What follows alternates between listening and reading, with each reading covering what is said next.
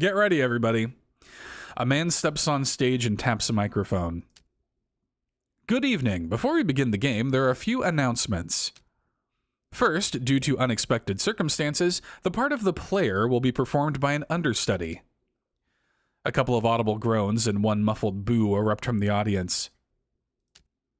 Now, there's no need for that. This kid may not be a star yet, but I've seen her rehearse and I can guarantee that she'll impress you.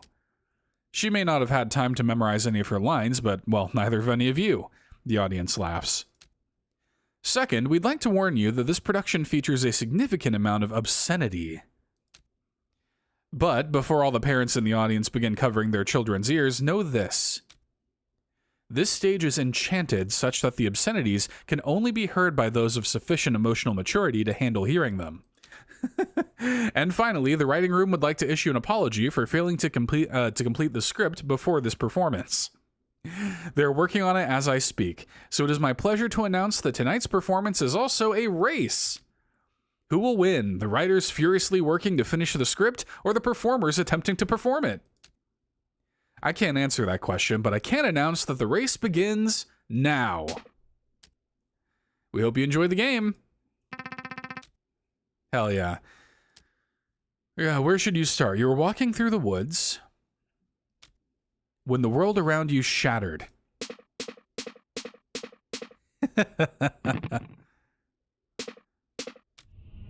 This was both alarming and inconvenient. Isolated on a lone stretch of ground, you were transfixed as the broken landscape began to rearrange itself. Should I turn the game up? It looks like it should be okay about here. Game audio seems good? Okay. Thank you, Stephen Keller.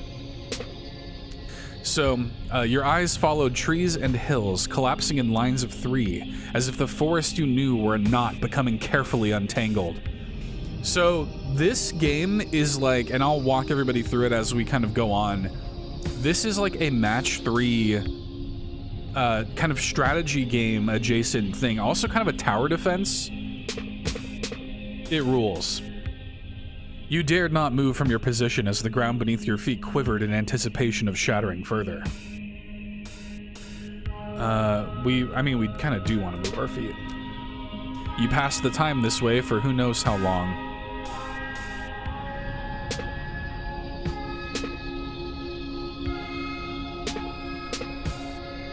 Until the court slid into view. At first, you weren't sure you could trust your eyes. But there it was, a great shining structure among the roiling landscape, something stable and enclosed, a shelter. You kept your eyes on it, hoping it would draw close enough that you might peer inside its windows.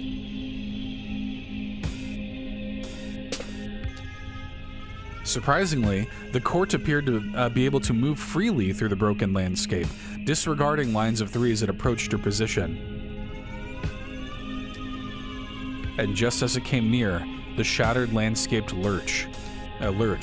With little warning, the forest snapped back together as if someone had pulled the knot of reality tight once again.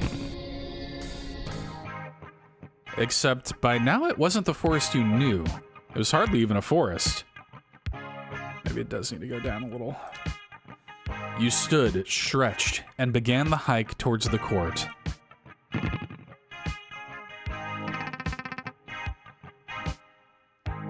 AP Thompson presents.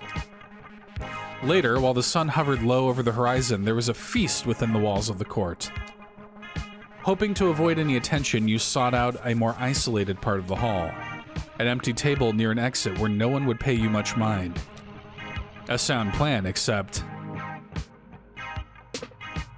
the hall was soon overflowing with people, and your table was no exception. The young man seated to your right began engaging you in idle conversation. The weather, how you found the meal, the role of the individual in a society, how you preferred to make your bed, those sorts of subjects. Look at this guy. The pixel art in this is so good. Eventually, he inquired about how you came to arrive at the court. Which answers my question quite thoroughly while raising many more, he says as you conclude your tale. But forgive me, you haven't actually finished your story, have you? You admit there is a bit more, though you have yet to make sense of it. The people within the court were earnest but odd. After your arrival, you attempted to get some answers about your whereabouts and the strange circumstances outside, except they spoke mostly in riddles and nonsense, didn't they? They did. Let's find out where you are.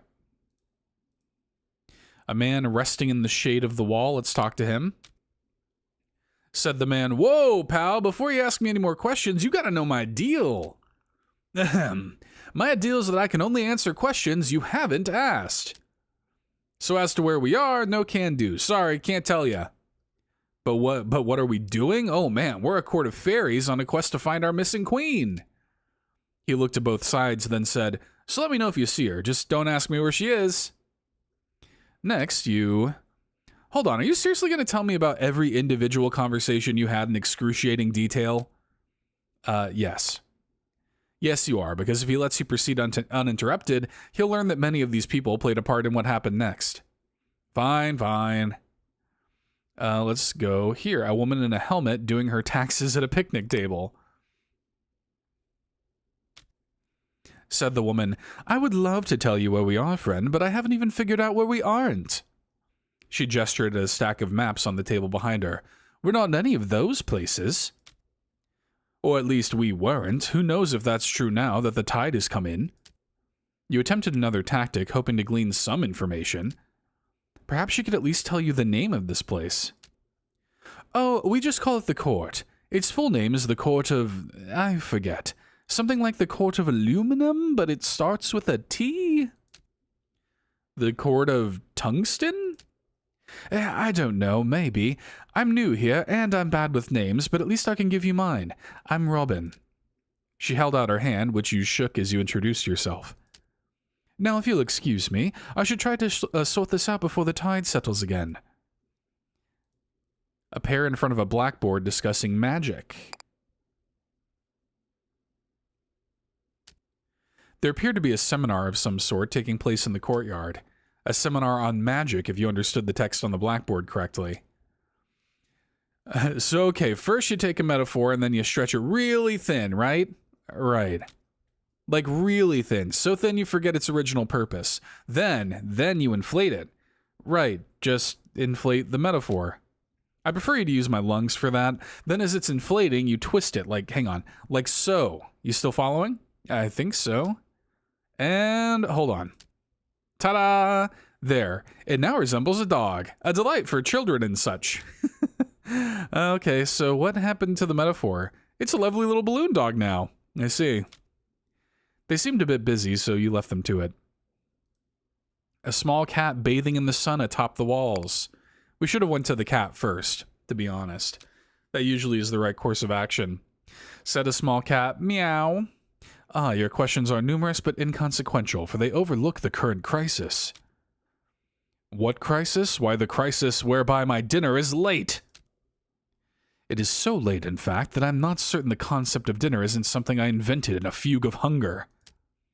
All other societal issues are mere trivialities in comparison to my plight. Please, stranger, might you fill my bowl, thus ending this ravenous standoff." A woman behind you laughed. "Oh, don't listen to him. He's been fed twice today already." That is Goblin, by the way. 1000%.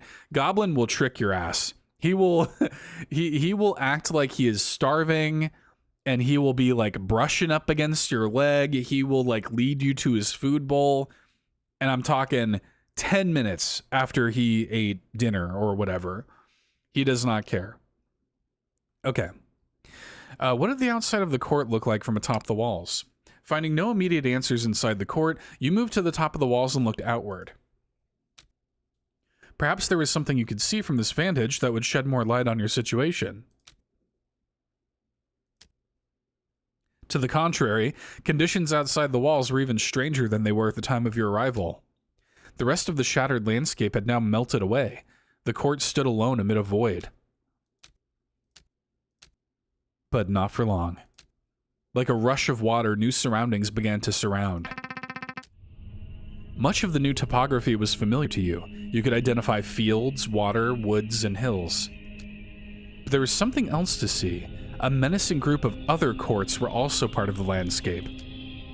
You're not alone in noticing these. Someone shouted, "The war! The war! The war is here!" Someone else, "That can't be! Puck said no wars until we find the queen!" Then perhaps he should explain that to them. Surrounded by the enemy on all sides and bereft of an obvious course of action, the people of the court began to pray. A man stepped forward and offered the first prayer. "I genuinely wish no harm upon our enemy. I merely pray they would fade into obscurity." You know, we can make that happen.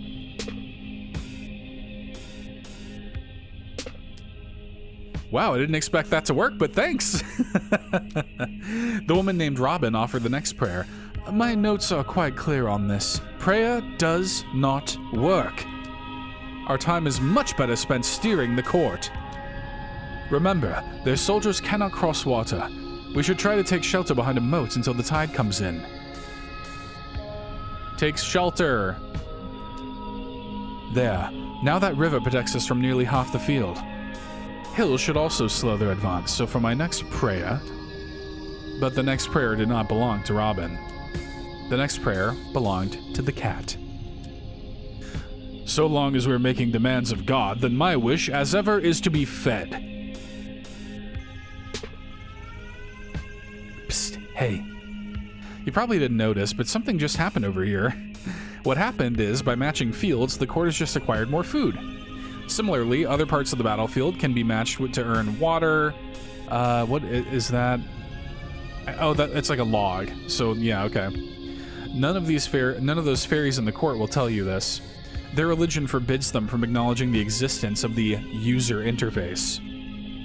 But I am a secular tooltip. I fear no god. I will do my best to provide you with this vital information. You're welcome. Yes, more of that, please. Whoops. Hell yeah. Robin then bemoans of the loss of the moat. "And we face even more of the enemy than before? Why do I bother?" The scholars at the blackboard now chimed in. "We've identified the most strategically sound location. This spot right here. If we just steer over there carefully, we should be fine. Sitting pretty." But Robin interjected. "Stop, look at the clock. It's almost low tide. We have no time left for only one more move." Hello again. So the clock and time left Robin alludes to is in fact this unassuming progress bar at the edge of your vision. Much like life, every move you make will deplete some of your remaining time. If we have only one prayer left, what do you suggest we ask for? We might as well pray for a miracle.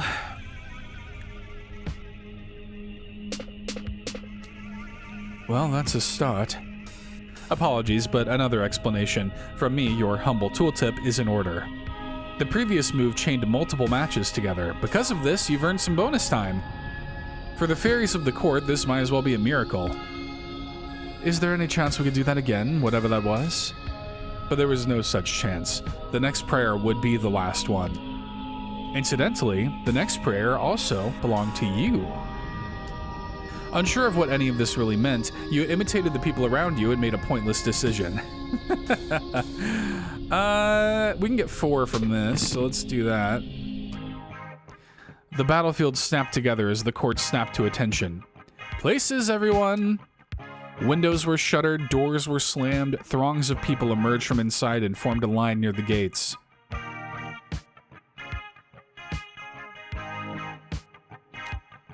A tap on your shoulder, one of the scholars. We could use some help in the dressing room if you have a free hand. Along with the scholars introduced to you as Hop and Skip, you sorted through a large pile of costumes, props, and weapons. Check the tag on that, would you? Make sure I put it together properly. Okay. Click and hold. Working fairy gathers food from fields. Yep, if it looks correct, feel free to hand it out.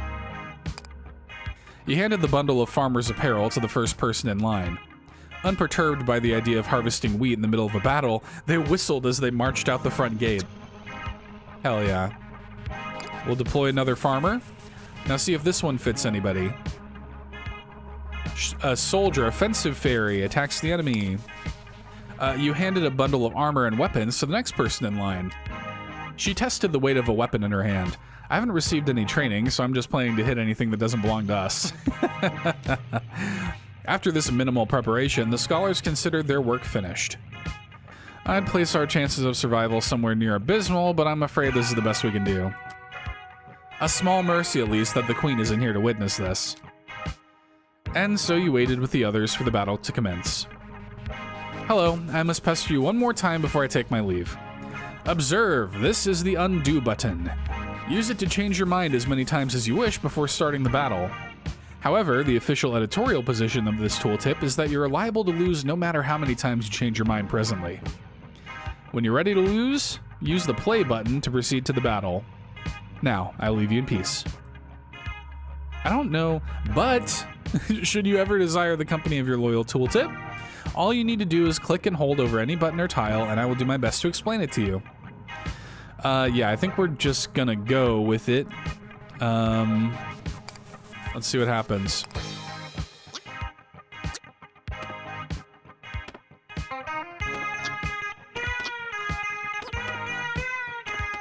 Hell yeah. Yeah, we are pretty screwed on this. Yeah, there was pretty much no chance anyways. So, okay.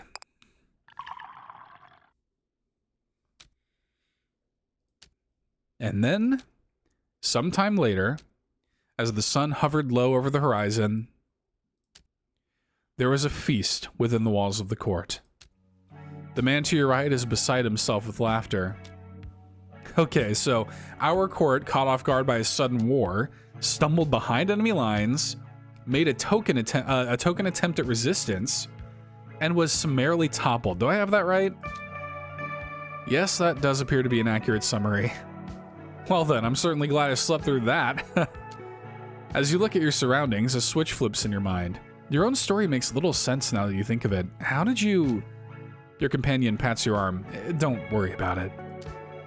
If our court couldn't withstand physical destruction, we wouldn't last 5 minutes in the pull of the tide. But enough of that. It's about time I made some introductions. As you've narrowly avoided learning, this place is called Titanium Court. Hey, that's the name of the game. Meanwhile, I have the honor of being the steward of the court. My name is Puck, although my lovers and enemies called me Goodfellow. I am chief advisor and friend eternal to our fair queen. As fancy as that sounds, in practice it means he's unemployed. One of the scholars, the man named Hop, has approached your table. He appears to have had a drink or two. Or 4. He pulls up a seat between the two of you and assumes a jovial attitude. Guess the queen stood us up, eh, good fellow? Lucky for her, I'd say. I'd skip town too if I knew what a sorry showing the court would make. But on the plus side, we can continue draining her wine cellar. Now, are you gonna help me with that, good fellow, or are you just going to stare at me? I don't mind either way. Puck, staring at the scholar, mouth agape, slowly inhales and pinches his nose. What fools these... How drunk are you, Hop? The queen is right here. I've been speaking to her for the entire feast. Record scratch? An excited hush falls over the entire hall. Hop blinks, looks at you, looks at Puck, turns bright red. Oh, huh, I see it now. That calls for Her Majesty's finest vintage. I'll be right back. As Hop makes a quick exit, you look steadily at Puck and shake your head. There's no use denying it now, not after the tale you told me. If you'd like more proof, just take a look at where you're seated. You slowly take in your surroundings. That's right. It's us. We're the queen. Puck smiles. Now, if I may conclude my introductions, let me present the court to your majesty and likewise. He stands up and addresses the entire hall as he says, long absent, the queen of Titanium Court, always a stranger, has arrived. Cheers erupt and dessert is served. Hell yeah. To your left, Hop returned with an armful of glasses and bottles, and about time, too. Good fellow, did you tell her about the war yet? Titanium Court. A place beloved only of clowns and criminals. And then, just a short while after the feast, the court returns to war.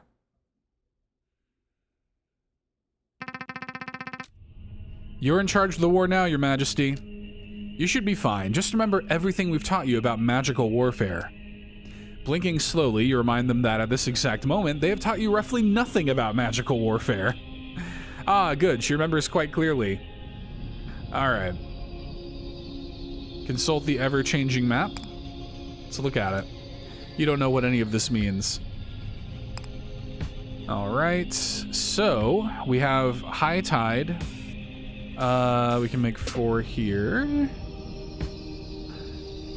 We would love to get into a position where we could get rid of some of these enemy bases. There we go.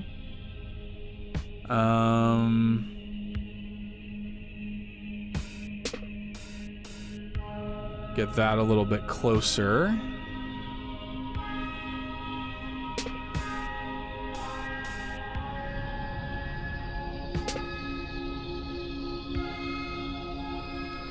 Let's go. Because what I want to do is make this fall down in match 3 there, if possible. Looks like it's going to be kind of tough though to pull off.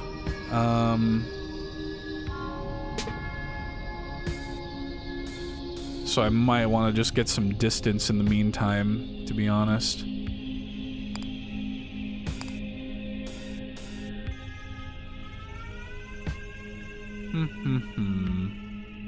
Yeah, that might be for the best. Just kind of get some distance here.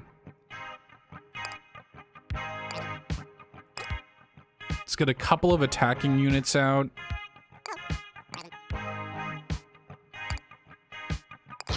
See how this does. They're going to gather resources. We have a couple of attacking units that should be able to deal some damage.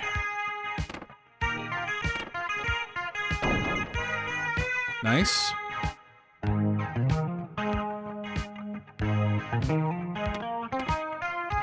Doesn't look like any enemy units are spawning, which might just be for the purpose of this tutorial.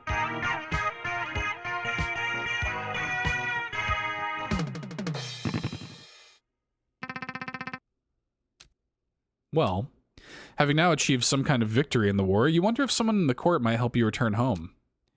It would be our pleasure if you can show us the way. Also, that was only one battle. Oh, this is, okay. Also, that was only one battle. There are many more to come if my notes are to be trusted. Okay, well, if you understand this map correctly, if it even is a map, there appears to be some sort of signage just ahead. Perhaps if you can reach those signs, you learn more about where you actually are, along with how to get home. And to reach them, we need merely be swept forward by the tide as we have been all along. Convenient. Okay, very good. Okay. Now we are going to have enemy units, so now we do need to worry about this. I like this positioning here.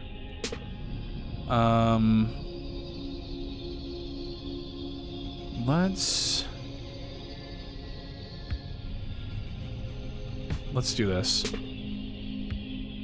Okay. Get rid of some of those. I only have a couple more moves. I would love to... You know what? Let's do this. Let's move over here. Take a look inside the storage unit. You're quite curious about what you might find inside the storage unit, but it's locked. Great. Love that for me. Let's get... We can put out... Oh, we can only put out one. That's not going to be great. That's fine. Who's going to have to deal with it?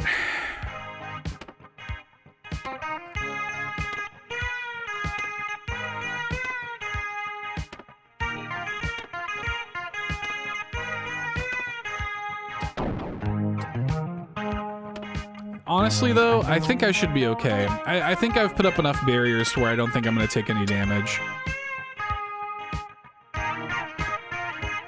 We are taking a little damage. Okay, could have been worse. Could have been worse. Could have absolutely been worse. Okay. What do we have here? Wait, aren't some of those enemy courts empty? You've noticed a subtle difference between some of the enemy courts on the battlefield. While many enemy courts have soldiers prominently stationed outside their gates, there are also plenty of them that appear to be completely empty. You think you can maybe assume that these empty courts will not attack the court during the coming battle.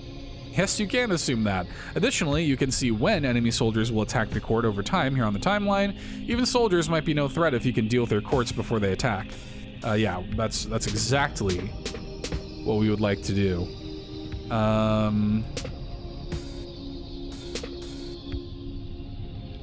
Okay.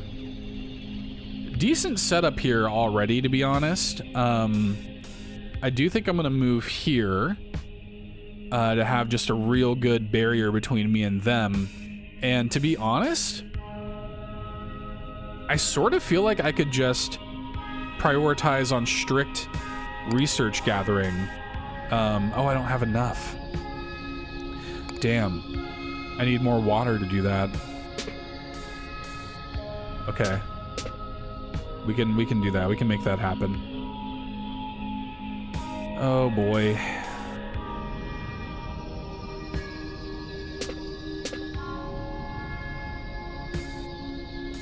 You can't always get what you want, kids.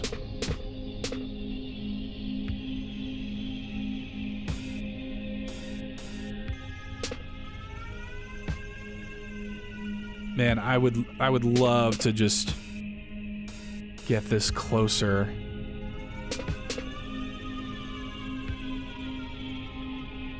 And I also don't want to move too much. Hey, Drellish, good to see you, my friend. How are you? Yeah, I'm having a good time with it so far. I really enjoyed the demo. This is not a great setup here. I mean, I like that we're kind of surrounded by water, which is good, but these guys are gonna really come and eat my lunch. So let's try to get some more resource gathering happening too. Get some defenses up. I don't even think these guys are gonna be able to go anywhere, really, but it'll be good to just have some defenses here. Let's see what happens.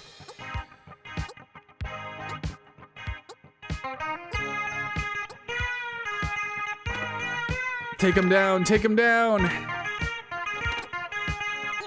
Get him. Nice.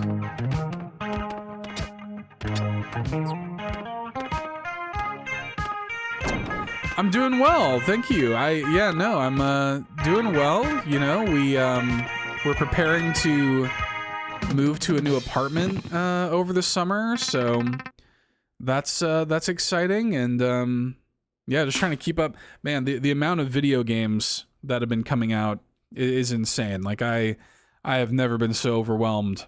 A menacing bird cage suddenly appears in front of the court. Your Majesty, I have notes on this foe. Let me know if you'd like to see them. I would like to see them. Robin has notes on how the bird cage behaves in battle. Right, here's what my notes say. First, at the start of low tide, the bird cage will flood its surroundings with water. Oh, that sounds great. Following that, the bird cage will attack the court with birds. Fighting it may prove tricky. If it's always surrounded by water, the court's soldiers will be unable to reach it. You agree. You wonder if there's another approach the court could take. Either way, you thank Robin for the information. It is a much bigger place. Much bigger, much nicer. I will, for the first time since moving here, have my own office space again, which will be great. And yeah, it's just nicer. It's a nicer part of town. It's you know, more expensive, but we're at a place where we can finally kind of afford something more expensive. And yeah, it'll be a huge upgrade for us. We're excited. We just signed the lease this past weekend. Not looking forward to the process of moving, but I'm looking forward to getting there. That'll be fun. Oh, goodness. Get rid of these guys.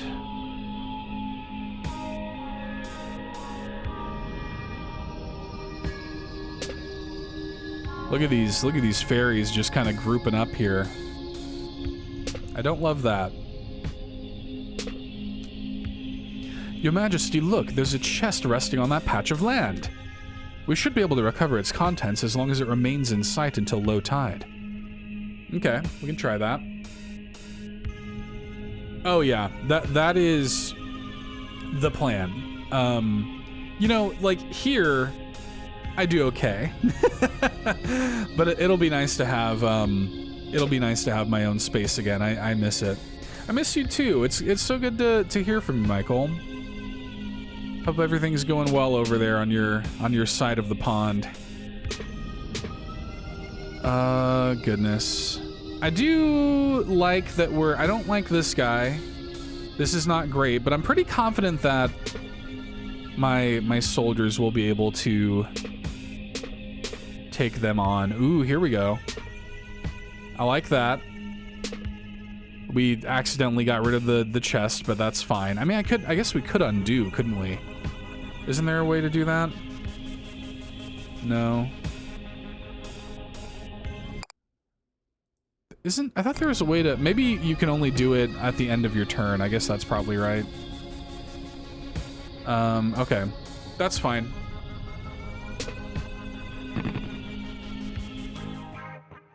As low tide begins, the birdcage surrounds itself with a moat. Yeah. Yeah, there's not going to be anything really, I don't think. Oh, I can take the birds. Oh, I don't think I realized that.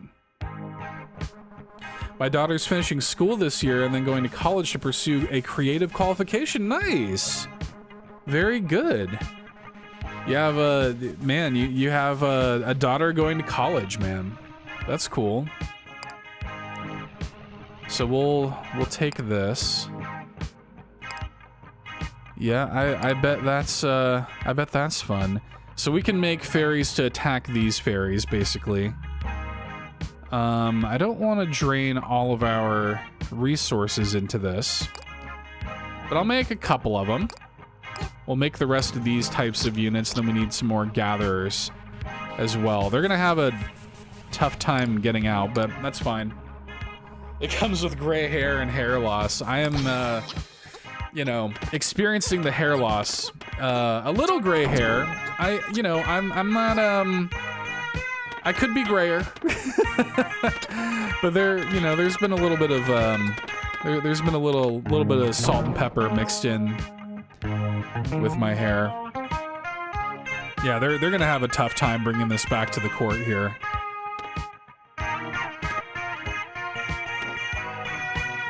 I'm happy with how we've managed to defend ourselves, though, here. That did okay. Having escaped the birdcage, the court now arrives at its initial destination. Taking a spyglass to the top of the walls, you see if the sign ahead can give you any clues or directions. Dead end. You're still doing voice work? Yes. I do voice work. I'm really lucky. I'm at a place where I'm doing voice work pretty much every day. It has become my sort of main income. So yeah, I'm doing quite a bit of voiceover work. Has become one of my sort of main income sources. Oh, I know this one. This is a memento mori. I hear they're popular among mortals. This one's quite simple, perhaps even unrefined. It says dead end, so any mortal who reads it can remember exactly what awaits them at the end. In case they forgot? Precisely. Okay, well, where you're from, this sign generally means that you cannot proceed any farther. As you say this, a gasp. Her Majesty is right. The court is not facing forward. We've been letting the tide carry us backwards ever since the feast. Okay. Well, in that case, how should he go about correcting that misalignment? The cat responds to this question by falling asleep on your lap. That is also goblin, for sure. The beast is right. A good night's sleep should return the court to its default state. And so the court decides to retire early for the day. It is great. Yeah, the writing is fantastic. With time and repetition comes comfort. You feel your maximum level of comfort increase to 1. With time and repetition comes comfort. Tell me about it. The next morning, you awake in a strange bed. The bed is strange not just because it is not your usual bed, but because it is also not the bed you fell asleep in. Puck told you any room within the court might be the queen's, so you parted with him at the first room you found that wasn't already occupied. A small chamber beneath a staircase, a twin-sized bed neighbored by a nightstand and a lamp, a small desk in the corner. No windows. Meanwhile, the bed you awake in is queen-sized and contained within a spacious chamber that opens onto a balcony. I love, like, all of the sort of it's even though the game is obviously very like rudimentary pixel art with like just a few colors, it is like strangely cinematic. Like there's a lot of movement. There are a lot of like little cutscenes and interstitials, and it seems to me like an incredible amount of work. The balcony overlooks the courtyard of your new home. You appear to be roughly 5 stories above the ground. All right. Take stock of my possessions. That sounds great. You look over the scant possessions that were on your person when you arrived at the court. Everything appears to be where you left it, with one irritating exception. Sometime between your arrival and now, you managed to misplace your keys. In a way, you suppose you also managed to misplace the lock those keys are intended for. A mystery, admittedly, of much greater concern to you than the missing keys. Well, that happens. I do like that. If you're missing the keys, you know, missing the things that those keys open is maybe a little more concerning. My office, Puck, dining hall. Let's talk to Puck. The man named Puck is just across the courtyard. Perfect. You have many things you wish to ask him. And he ran away. You might be imagining it, but he seemed to retreat the moment he saw your approach. Okay. My office. I can go to war. I can look out the window. I can consult the ever-changing map. There's some dogs catching frisbees in the courtyard just out of frame. See, this is what I mean. That rules. So creative. Tons of nods to Shakespeare's Midsummer Night's Dream, The Court of Fairies. Yes, that's true. Yeah. It definitely has that kind of like that vibe to it. Because there would be no other reason for, and you know, the whole thing's a play and it's like on a stage and stuff. So it definitely has that sort of, that point of reference. Let's see. Grab some breakfast.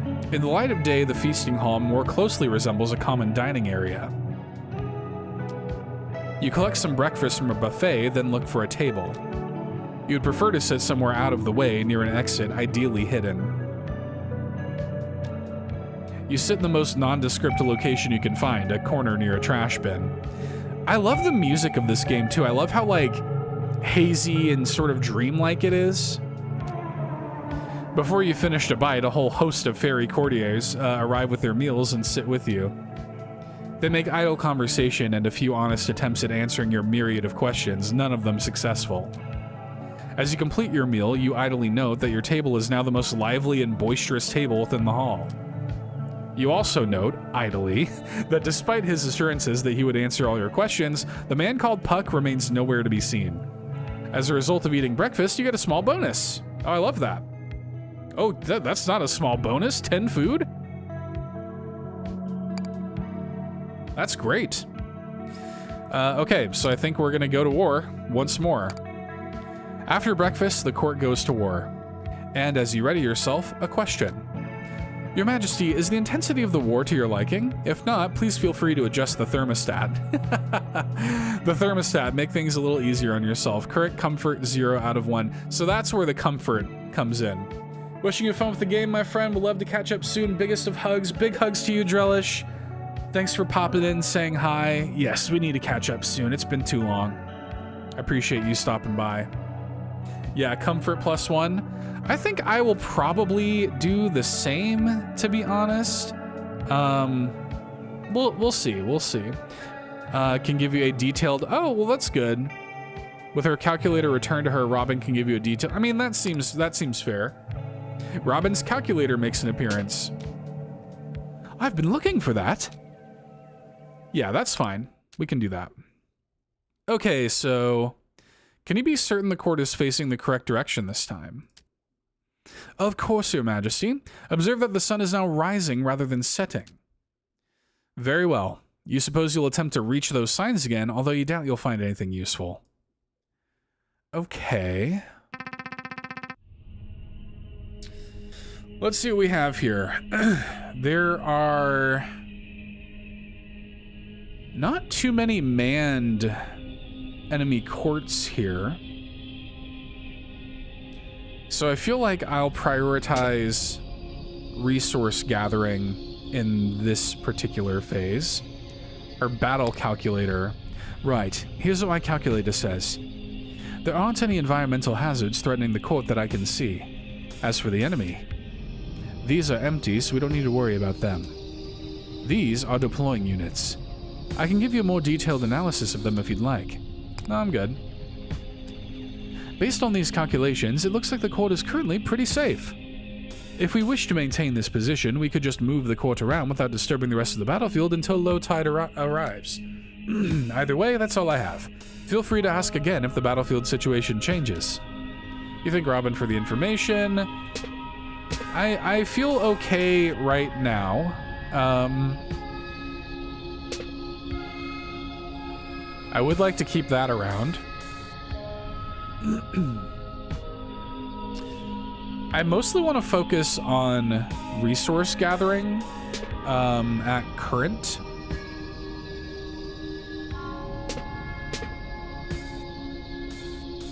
These are unmanned, so I'm not super duper worried about them.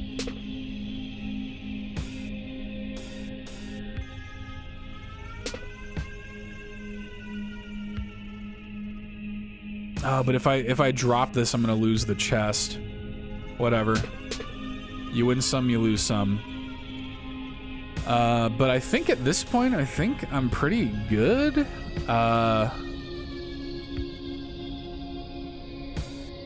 Yeah.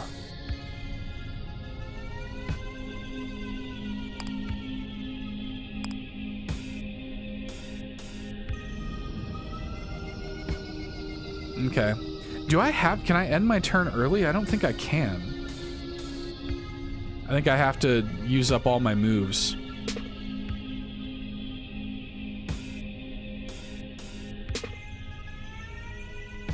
So we'll gather some more resources here. Hey, we got another chest. That's pretty good. All right. Yeah, we'll take it.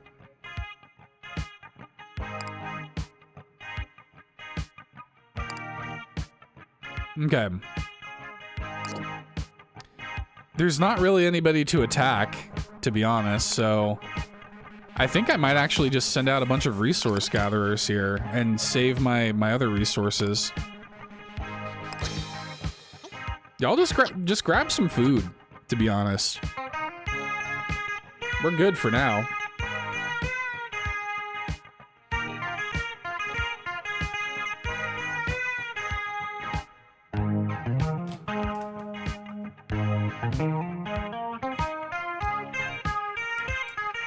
Look at that.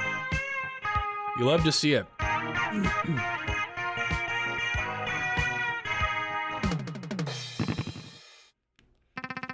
Okay.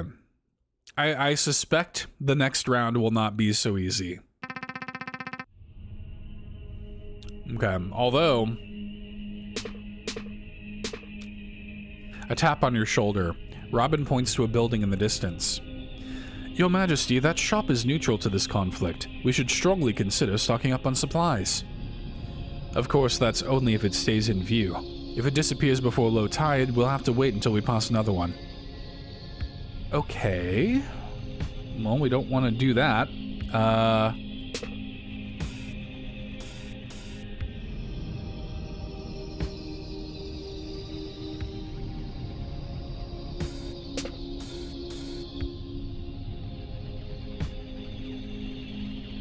I'm not overly worried about...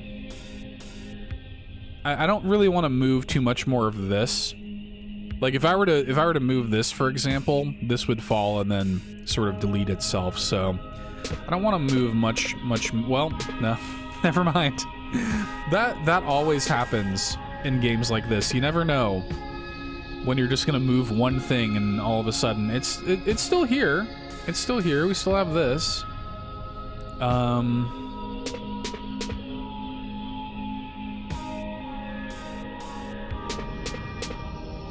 Okay. I'm liking that.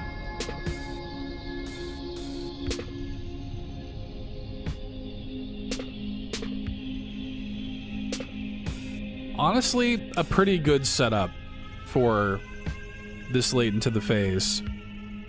I'm pretty happy about that, to be honest. We're a good ways away from them also. Okay. You call into the shop to learn about what they have for sale. However, before you can proceed, the voice on the line stops you and asks, if you understand how money works. I guess I'll say no. You thought you understood a lot of things before your world shattered, and now you might as well understand nothing. Well, I don't need your life story, ma'am. I just gotta make sure you know where money comes from. Let me explain. First thing you gotta know is where money doesn't come from. You're probably used to getting stuff like this randomly during high tide, right? Well, that's not gonna work for money. Instead, you earn money by doing your job. You do have a job, right? You don't think you have a job. Oh, come on, I have caller ID, you know. I know you're a fancy fairy queen of a fancy fairy court fighting a fancy fairy war. That's totally a job. Have more confidence. So anyway, fairy queens usually earn money by defeating their enemy on the battlefield. Just knock down those forts and money will pop out. Oh yeah, you can also get some money by selling stuff, maybe to us, but doing your job is a surefire method. Whew, now that I've given you the talk, how about I tell you what we have for sale? Okay. We can get some more armored units here, which could be good. Centaur. Ooh, but they're stopped by hills. What is this, gunboat? Well, we can afford this now. So that seems good to me. Just like a more armored unit, which doesn't take the wood resource, which is actually kind of nice.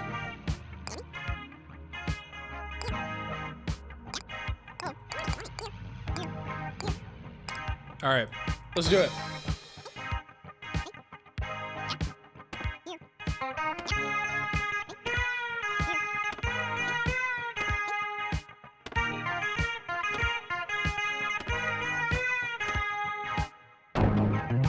Very good.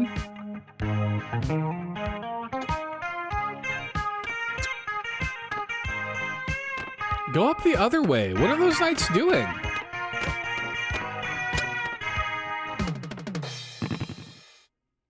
Okay. One step closer. All right, this one's looking a little more gnarly. You suppose this is another... Look, your majesty, a temple of market. Should you wish to pay your respects, it need only stay in view until low tide, correct? Correct! Your brilliance continues to blind. Okay,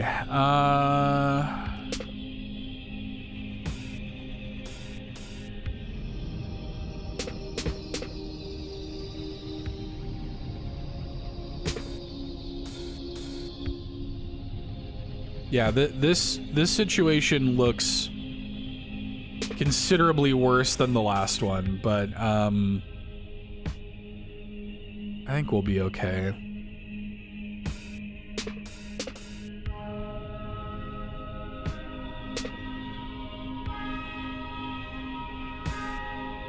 Damn. I'd love to get this closer down.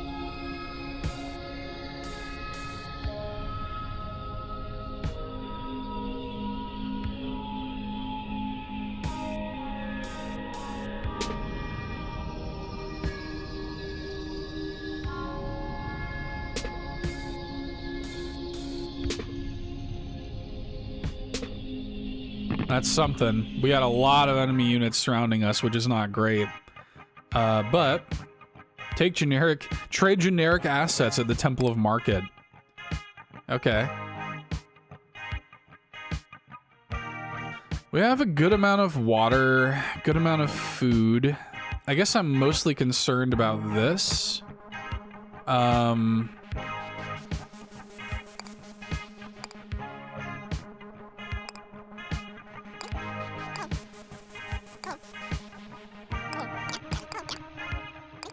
Let's just go all in, because we're gonna need all the help we can get here.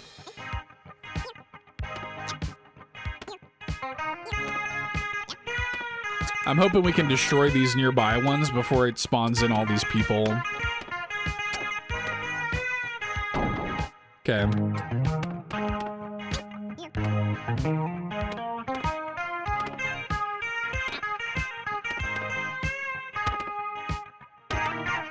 This next game though, we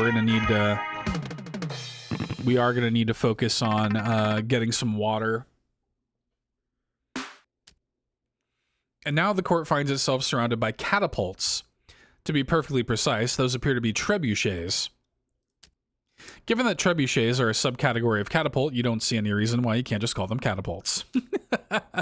Very well, my queen. I retreat in the face of your overflowing wisdom. Okay, now are these enemy catapults? A strange building comes into view. As you observe it, the phone in your office rings. Yeah, hey, Titanium Court, Your Majesty? I'm calling from the Glass House. Yeah, we sell potions. As our name suggests, we firmly oppose the act of throwing stones in any and all forms. Therefore, we'd like to offer you our full support to Titanium Court and your campaign against those stone-throwing trebuchets. To start, here's a pro tip free of charge. Hills will block the projectiles fired by catapults. Just surround your court with hills and you'll be safe. And if that doesn't work, we sell a variety of instant use potions that can help you deal with this threat. Give us a call sometime, we'll be happy to help. Who was it, Your Majesty? You explained that it was a telemarketer, albeit one whose pitch might prove useful. Wow, rare. Okay, so we want to surround ourselves with rocks. We also want to focus on water while getting rid of as many of these trebuchets as we can. This is honestly a decent setup right here. Certainly could be worse. Let's see.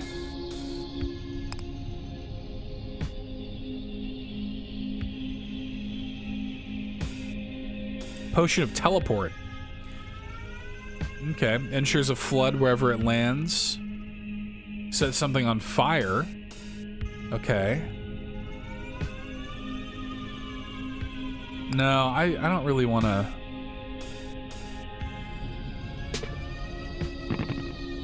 Okay, I feel okay about this. We are gonna just for a little bit of insurance, I think. And then we're just gonna put out as many resource gatherers as we can.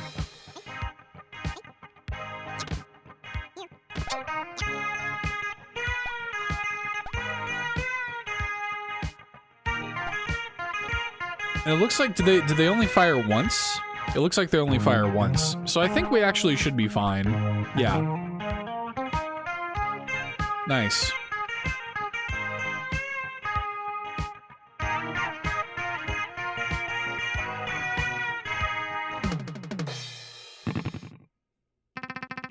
Okay. Happy with how that turned out. The catapults continue their assault, although you note that there are now slightly fewer of them hanging around. Oh, Jesus. Not really. Think this is fewer? Okay,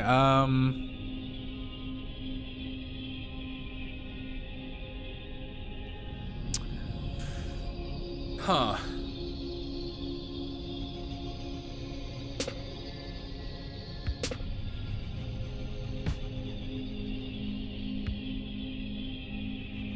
Do they fire diagonally or no?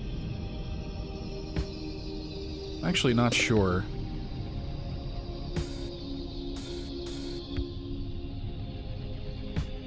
If they fire diagonally, I think I'm fine, or I think I'm maybe in danger, but if not, I think I'm okay.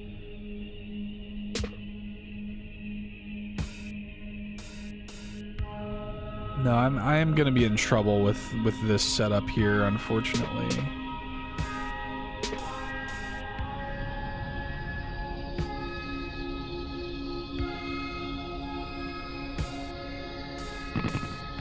I think this is the best I got. Can I get anything from here? I could try to teleport away, but I don't... I mean, I can spend the food. I got plenty of food. Yeah. Honestly,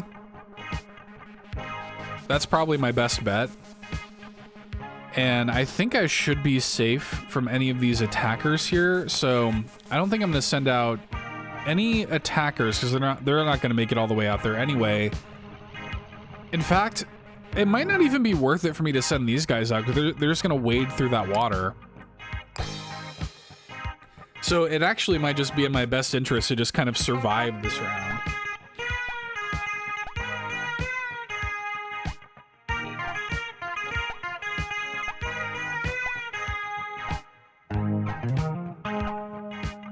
Yeah. Nice. Sometimes survival is enough.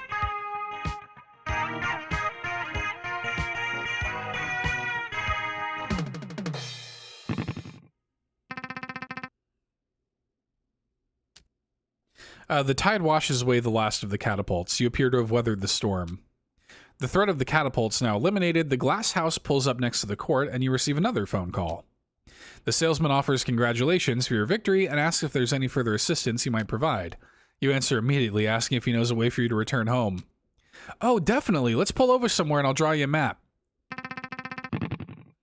Okay. The salesman shows you the map and explains the directions. Okay, so you've seen this before, right? You have, but no one thus far has offered an explanation for any of it. You assumed it was some sort of map. Hey, it kinda is, but it changes every day, so I'd say it's really more of a weather report. But it's pretty simple. Each of these rows is a battle. With a given row, each column is a battlefield. Do you follow? No, you don't. Yeah, you'll figure it out. But importantly, did you know that you can choose from 3 potential battlefields before every battle? No, you did not know that.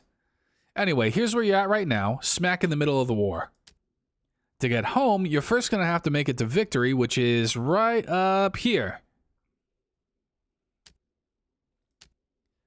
Before or after the dragon? After! Of course. But making it to the end isn't enough. After that, you'll need to make an exit. Make an exit. Given the abstract nature of movement through the tide, would he be willing to elaborate on that? Oh yeah, it's confusing, right? These routes were conjured back in the 60s. Everyone was hopped up on allegory or something. Around here, making an exit means you gotta consciously leave the path you're on. You know, like you gotta fundamentally change as a person. Okay. This might be a long shot, but does he have any specific advice for how you might do that, preferably in a safe and non-traumatizing way? Do I ever? Your Majesty, that's our specialty. He sweeps his arms back to reveal a shelf of bottles under a marquee that reads Love Potions. Is he attempting to make a joke? Not at all. Nothing changes a person more than love. Okay, you take a deep breath. If his love potions function like those described in stories, i.e. forcing an individual to fall in love with a person they otherwise have no interest in, then you have absolutely no interest in them. Your Majesty, with all due respect, that's messed up. I don't sell anything like that. You've been hearing some weird rumors, huh? I blame my competition. Please, let me set the record straight. My potions cannot create love from nothing. They merely expand the love that already exists within you. Seeing your shoulders relax a bit, he continues with his pitch. Now, if you're new to love potions, I definitely recommend starting small. He pulls a potion off the shelf, like this one, full of love for something called baseball. This one's great for beginners. The effects are really mild. Drink it and you'll end up liking this baseball just a bit more than you already do. That's it. You suppose that does sound relatively harmless. If you also think it'll help you return home, you might as well give it a try. Perfect. Oh, come on, put your wallet away. I'm not going to charge you for it. Just take it. And so you return to the court with a new map of the war and a single complimentary potion of liking baseball. Okay. We like baseball now. Now you have a certain idea of what you're looking at here. Based on what the salesman told you, this is either a map or a weather report. Either way, the important thing is that you can choose which upcoming battlefield to traverse. Okay. This one looks like, is this like a hospital or something? Yeah. It's got birds and goons. I'm curious about the hospital, so let's check that out.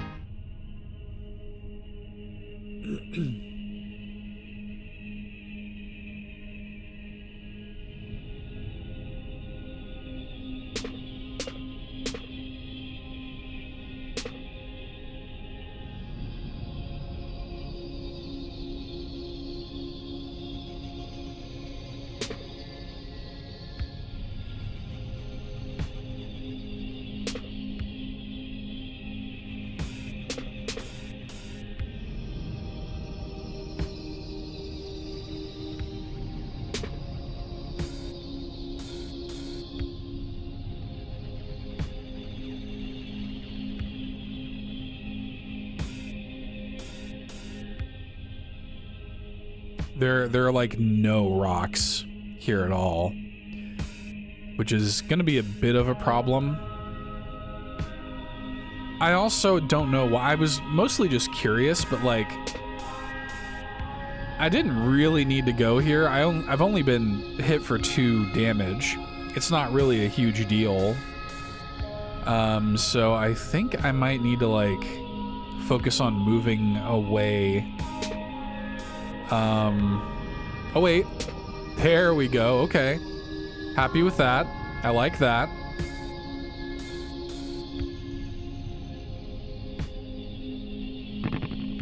Okay.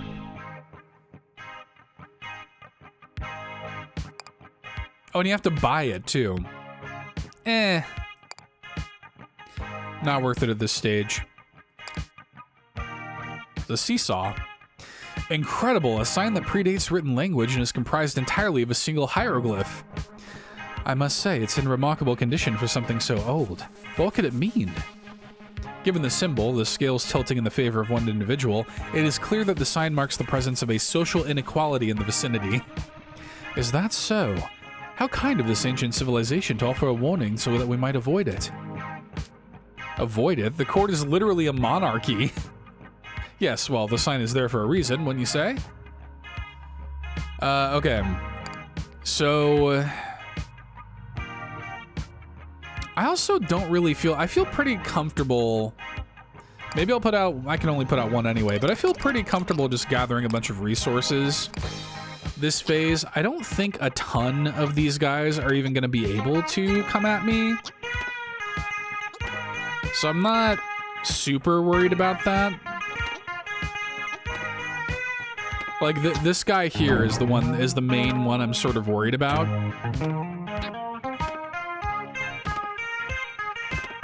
Oh yeah, we're taking some hits now.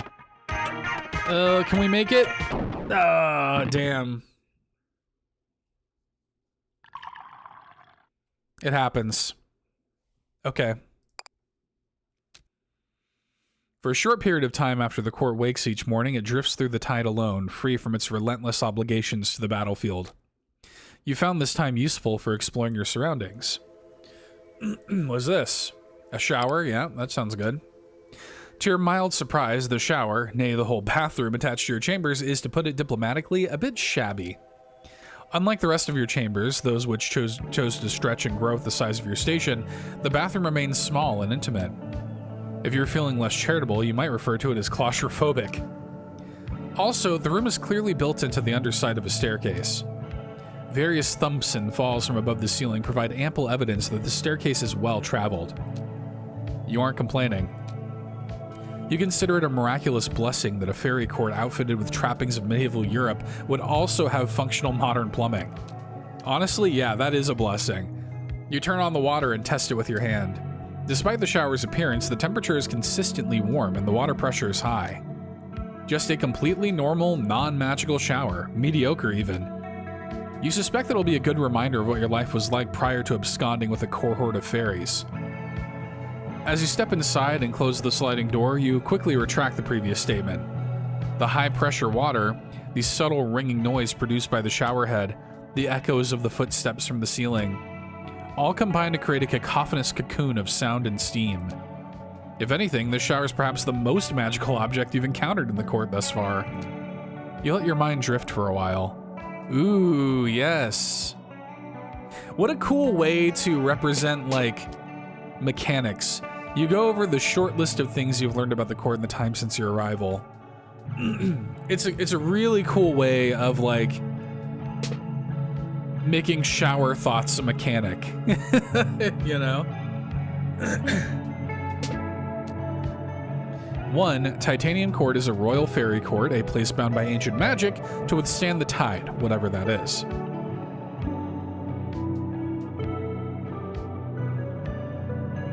Trying to see how we can best optimize our moves here.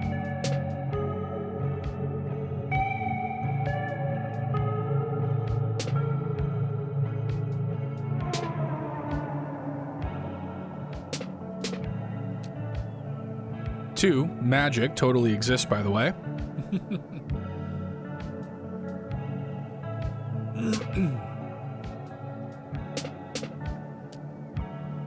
3, so do fairies, just so we're clear.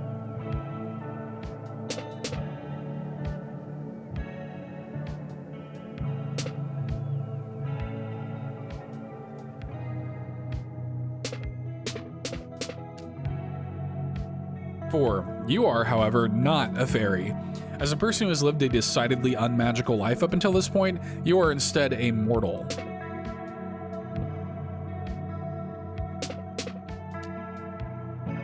Yet somehow, your mortal status didn't disqualify you from being crowned queen of those fairies.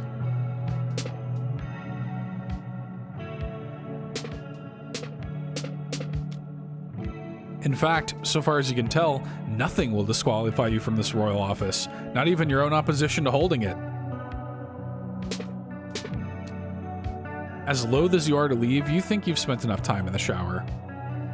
I wonder what, does that give me a bonus or anything like that, or is that just a sort of exposition?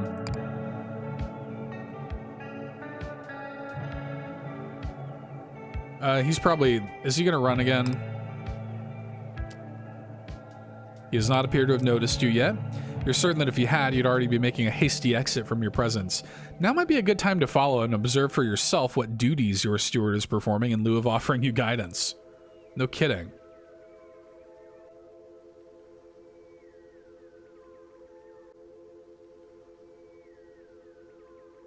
Yeah, what is he doing? Where's he going? Okay, this is getting a little tedious. Fortunately, you can click and hold the left mouse button to speed up the proceedings. Try it in battle too. Good to know.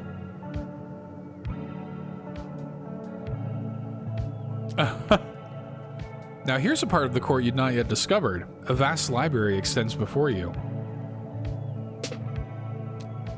Wait. You suddenly realize with some annoyance that while you were gaping at the scenery, Puck managed to slip out of your sight. That's cool. You inspect the bookcase you think Puck slipped behind. It doesn't budge when you attempt to move it. You try removing a random selection of books from the shelves, but that also has no effect. This is likely a waste of time. You're not even sure this is the correct shelf. I don't know if there's anything I can do on... Yeah, I don't guess so.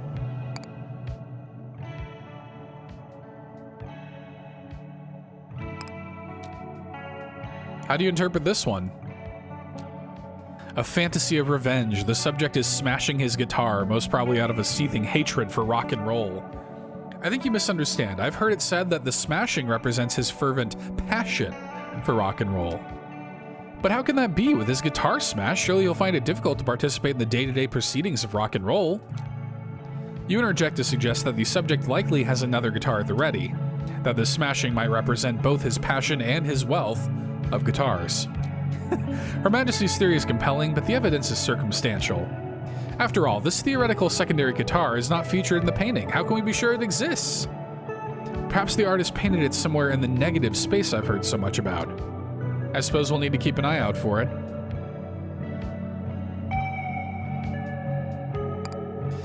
Let's eat breakfast, if we can. You know, vehicular theology is not so ridiculous if you consider the car to be mostly a metaphor.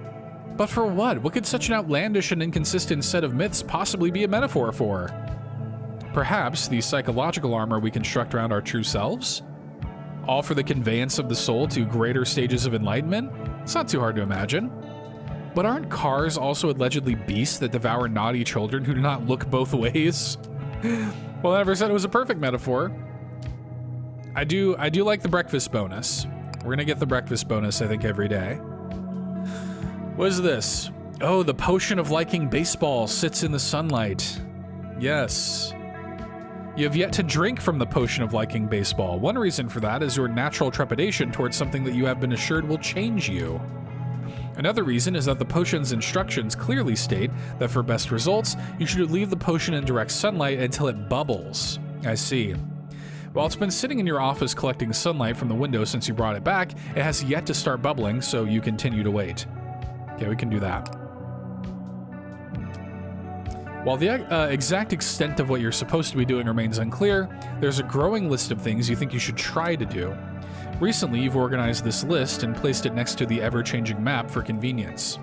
Okay.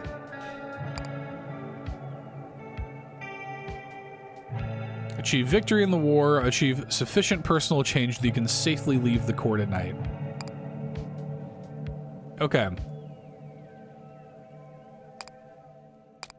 Let's see to the business of the day, shall we? I didn't really find myself using... Start with extra gold. Start with extra wood. A small mirror that follows you from battle to battle. That's interesting. Huh. I'm curious about this.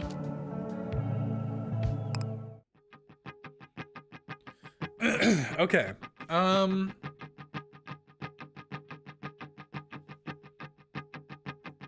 Let's go here first, I think. Wormholes, huh?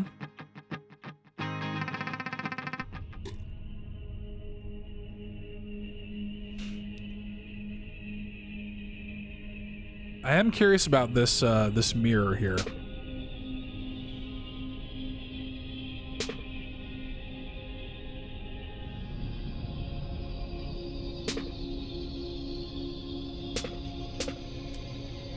You now notice that the battlefield is littered with a bunch of ominous... What are those? Are those wormholes? I'm not sure what to call them, Your Majesty, but those things are bad news. The tide seems to group them with the enemy, but they never disappear when matched. Instead, they appear to merge with their neighbors, retaining every soldier those neighbors possess. If prayer actually worked, I would pray that we do not see them grow. They remain harmless as long as they're empty.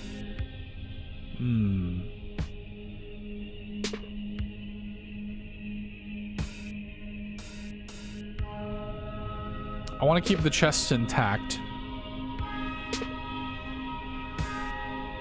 Okay. I'd rather not move this at all, to be honest, and also keep the chests intact.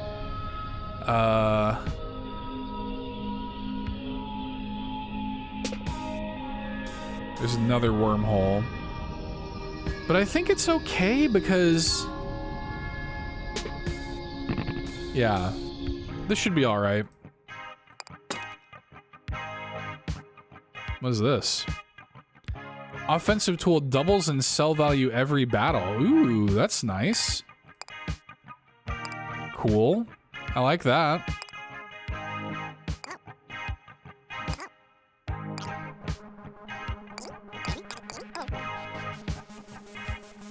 Yeah, let's send some folks out here. Oh, the mirror is like a spawn point for some of them. That's nice.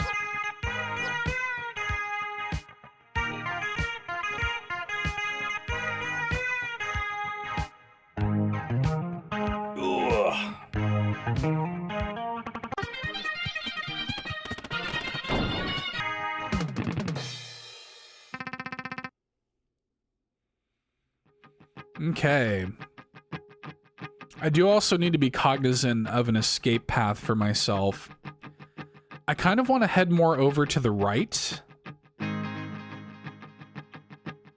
I am curious about what that shoe, or is that like a shoe or a slide or something?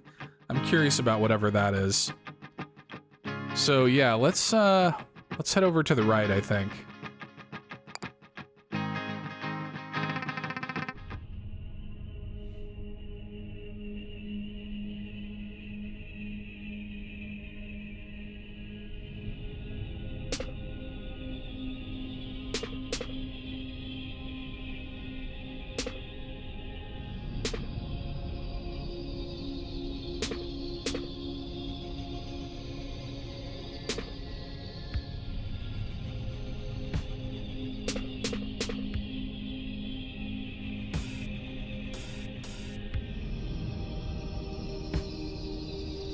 Considerable excitement surrounding the rather large jar that has drifted into view. From among the detritus scattered by the tide, a large and imposing jar floats into view. Upon catching sight of it, Robin groans, "Your Majesty, I advise you to steer the court away from that thing." But other courtiers object. "Nay, Robin, such advice is in error. We must steer closer to the jar should we ever hope to open it." Robin explains her reasoning. "Every time we wage war in proximity to that jar, our soldiers neglect the battle in favor of attempting to open it. But we're still making progress. Surely by now we've at least put a dent in it." "The decision is yours, Your Majesty, but if we must attack the jar, let's at least do so when the court is relatively safe." JB, what up, King? How are you doing, dude? Doing well? I hope you're doing well over there. Oh, goodness. We should probably be closer to it if we're gonna even try to open it anyways, to be honest. We're not all that close to it. We are pretty safe, though. We only have, like, 2... Oh, no, I guess we have 3. But this thing is, like, far out. Like, it's like, quite a ways away, so I don't really know how much I care to try to open it.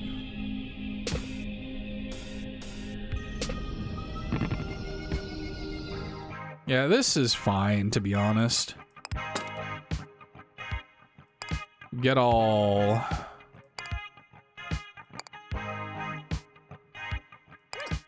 Let's spawn a few of these guys. Get to work. Oh.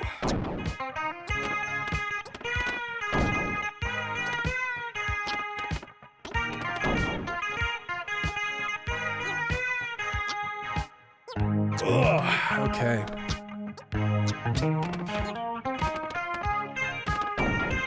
Gathering plenty of resources. They're trying to destroy my mirror. You son of a bitch. Leave it alone.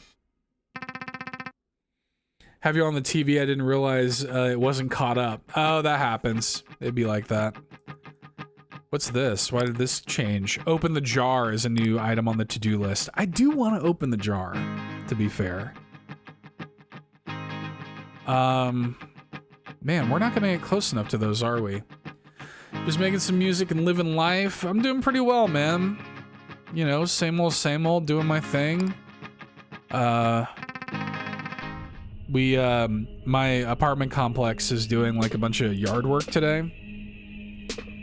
So recording is kind of not a huge possibility, so I figured I might as well stream a little bit this afternoon until my wife gets home from work.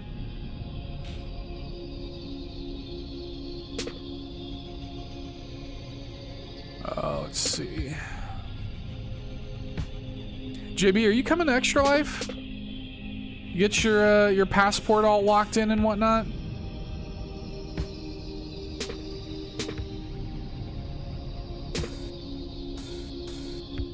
Let's see. This feels pretty good. I'm pretty confident that we could take that down before it does any real damage.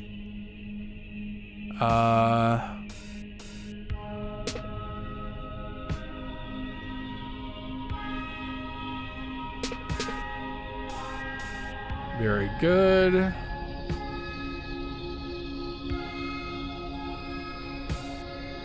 Yeah, this feels okay. Gotta get the passport. Yes, get that passport, dude. Does somebody... Okay, so it is a shoe. While you may have expected the giant shoe to be someone's personal residence, it actually houses a real estate office. And by purchasing real estate, you can lock individual tile... Oh, okay. That's cool. But 8 is a little expensive. I don't know if I necessarily want to do that. I'm good for now. Let's see. We definitely want these chests, though. What's this? Oh, cool.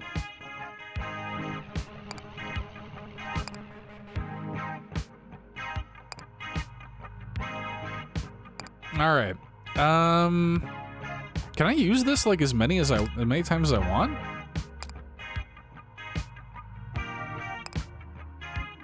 It only costs 5 to do that? That seems so cheap. Like that seems very inexpensive. Only 5 water? Like at this point I can just kind of spawn a bunch of dudes, right? And just kind of chill, is that right? I think I can just chill. And just like have them gather resources, and that's it. Yeah, get that passport going, JB. You know, it's we got our passports a while ago. I think we're good until like 2028 or something. But it's not as it's not as big as of a deal as you think. We got ours done at our post office, I think.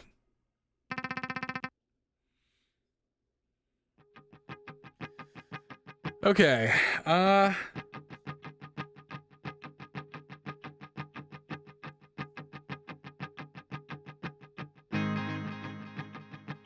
curious about this land field here.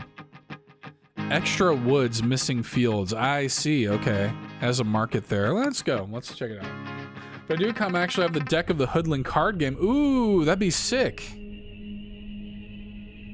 I would love that. Have you ever been to Canada before, JB? Wait, what? What am I missing here? I have not been to Canada in years, and I'm very excited to go back.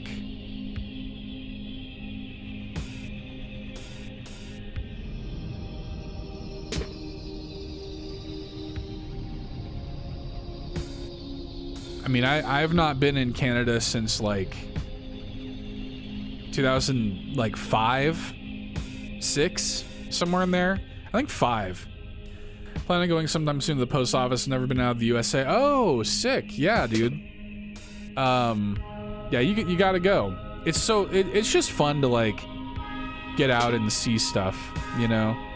And it kind of makes you appreciate like,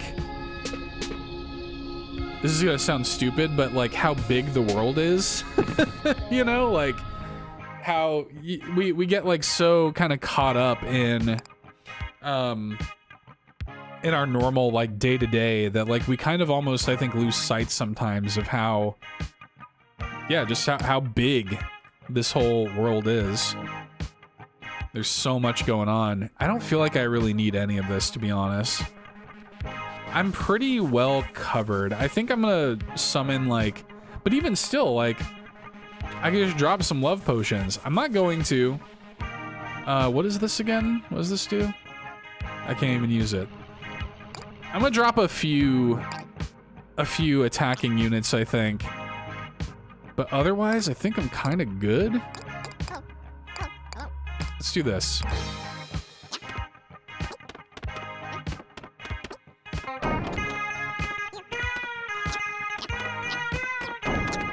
It's a good life experience too, JB. Like it's just nice to get out. Like it's nice to go and like do your thing. Yes, for sure. It's just cool. Like they stamp your passport and everything. It's a cool vibe. I'm excited to you know, to have some Canadian food that I haven't had in you know, years and years. Damn, I thought I was getting closer to these, like, these eggs than I guess I was. I've never been to this, though. Volcanoes? Let's try it. I'm sure this is where I die, but we'll try it anyway. You notice the slightly different hill has made an appearance on the battlefield. You hate to ask, but those are definitely volcanoes, aren't they? Yes, Your Majesty, when those volcanoes erupt, their surroundings will take 6 points of damage and burst into flame. Hello again, a quick clarification is now necessary. When Robin says the volcano's surroundings take damage, that includes diagonal neighbors. Also, when you can see when the volcanoes will erupt over here on the timeline, I see. Also, please note that volcanoes actually match with standard hills for some reason. With this life-saving information now imparted, I will take my leave again. The food? Yeah. It'll be, I mean, look, we'll hit like a Timmy's. We'll have some of the Canadian McDonald's. I think in Canada, the McDonald's have like poutine there with like McDonald's fries. And I'm like, that sounds pretty legit to me. Yeah, I'm excited to go to a Boston Pizza. It's just pizza, but when I went to Canada last, we were driving through to get from, we lived in Montana for a while, and then we drove up through Canada to move my family to Alaska, where we lived for like 9 months or something. And it was great. Like, it was a fantastic trip. Canada is way bigger than people give it credit for. And I think we drove through Canada for like a week, and it was genuinely one of the highlight experiences of my life. Like, I loved it. My family and I, like, we still look back on that trip very, very fondly.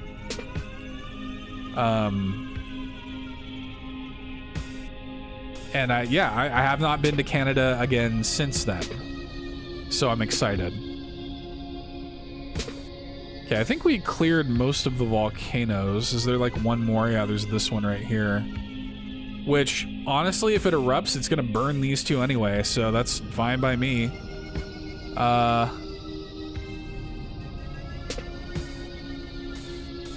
Could use more water.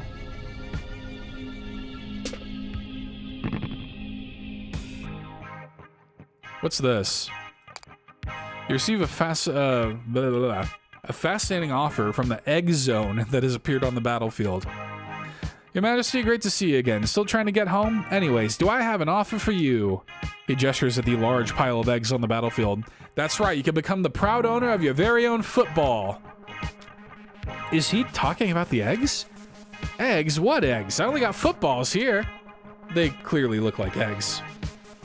Your Majesty, they're likely American footballs. I hear those are shaped like eggs. Hey, if you're gonna call your football an egg, call it an egg. Who am I to judge? The important part is I'm prepared to part with one of these footballs for an incredibly low price. In fact, I'm prepared to pay you to take one with you. If he's willing to pay you to take one, there must be a downside to doing so. You'd like to know what it is. Well, raising a football is a big responsibility. Too big for me. But you seem like you've really you got it all together, Your Majesty. You govern a whole magical court. You command vast armies. You may ask questions before agreeing to stuff. I can't think of anyone better suited to carrying one of those babies to victory. But, well, to answer your question, you know how the game of football works, right? You lose the ball, you get a penalty. I can't keep racking up these penalties, Your Majesty. I'm gonna go broke. But I doubt that'll be a problem for you, so what do you say? Yeah. We'll definitely take it. We'll take money for it, I think. You collect the signing bonus along with the egg, thus assuming responsibility for shepherding it to victory. I'll be rooting for you. Okay. So I'm really kind of banking on this volcano tearing these dudes up. But I'm gonna have to, I think, load down... Actually, you know what? I might be better off doing that. And then just getting a bunch of soldiers out. Let's do it. Let's see how this works for me.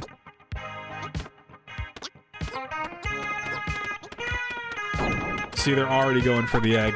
Kill it! Oh no, I didn't realize I was... Oh no, that's not me, that's not me, that's not me. Okay.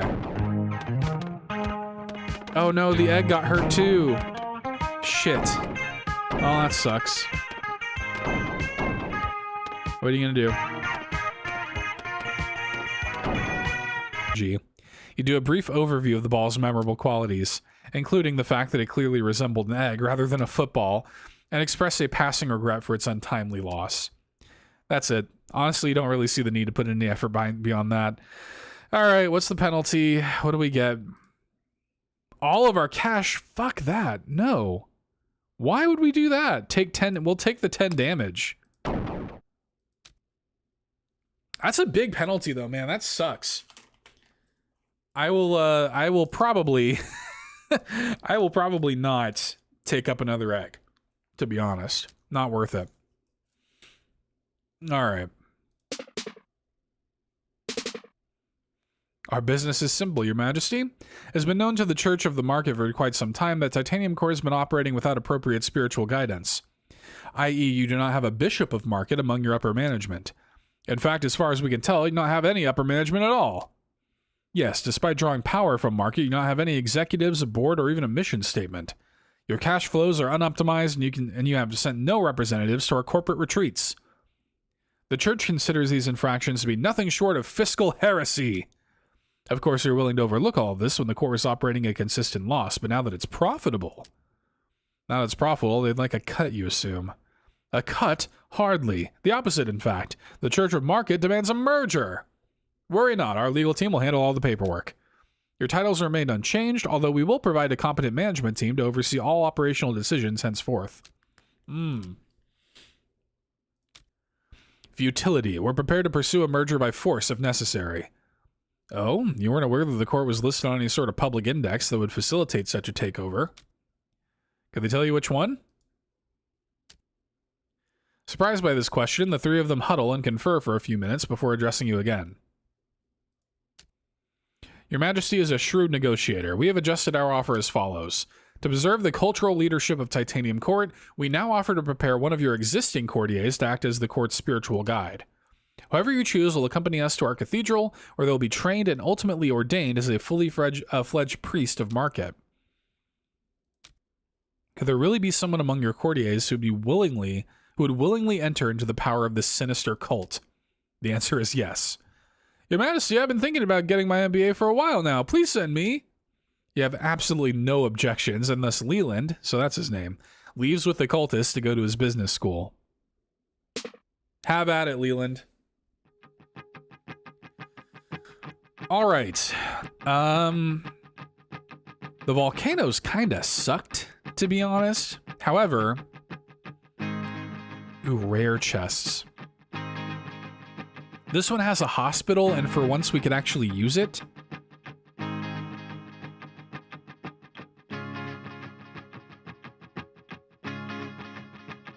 Let's go here.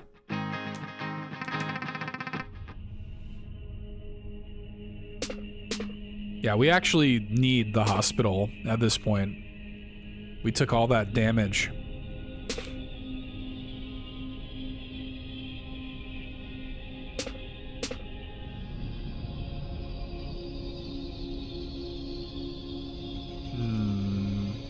What's this? Huh, okay.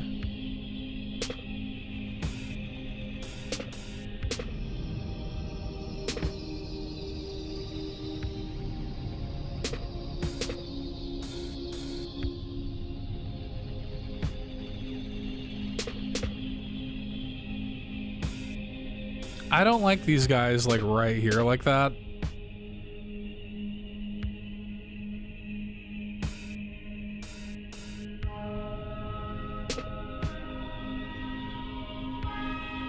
Getting more water, which is good.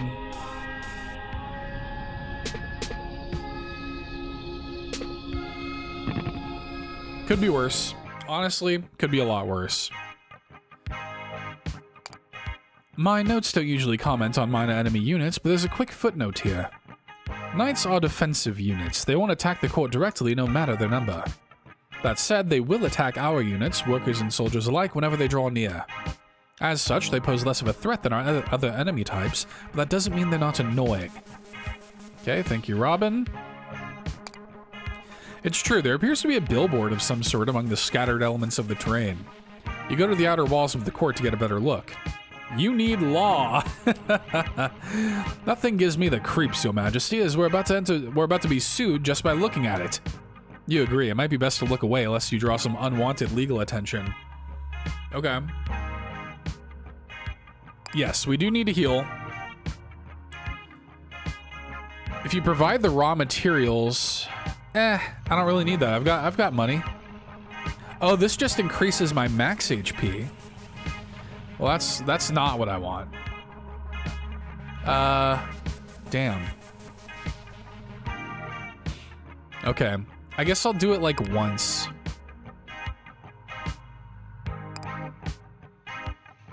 Got like all this money and nothing to spend it on.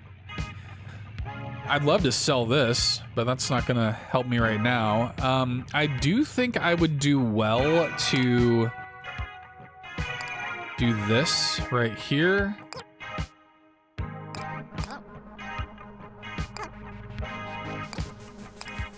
All right, let's see.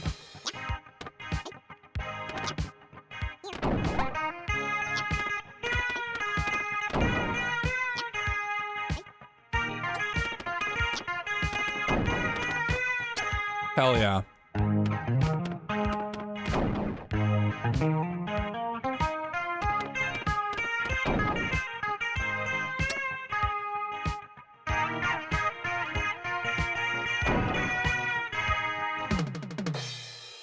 Kind of went great, to be honest. That honestly went kind of great. Okay. As the court moves motionlessly across the void, it suddenly encounters a neighbor. Your courtiers cry out in alarm. You spy a great dragon soaring above his lair in the distance. The legendary apex predator opens his mouth and addresses the court. Here's what he says. Hey, could I, hang on, let me get a look at the menu. He sweeps his gaze over the court, doubling back when he catches sight of you atop its walls. Oh man, I'll have the Fairy Queen combo meal. No pickles. Okay.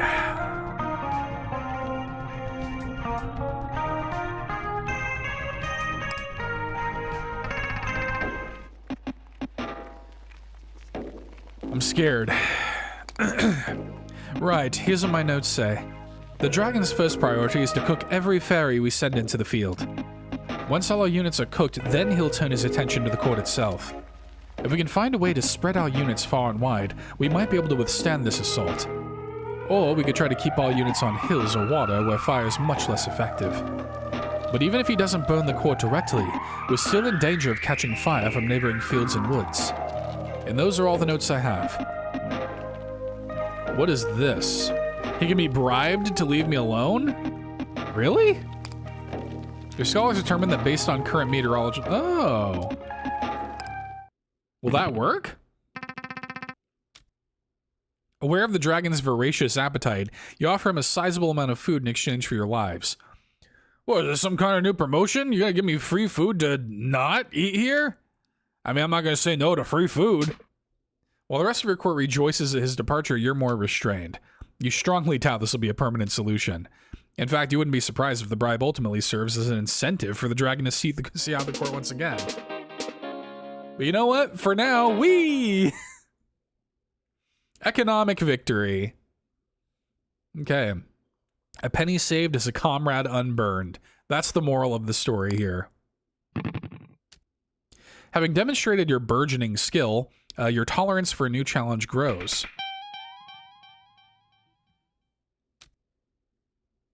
Oh, maximum level of strife. Interesting.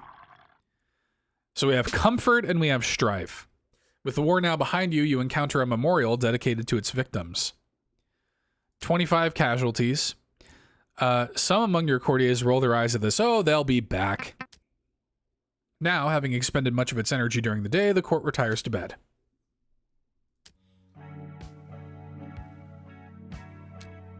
You can't see much as you look out from your balcony. The sky is pitch black.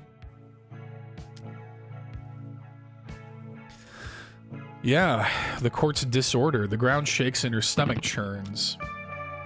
Taking a deep breath, you keep your sights on the door.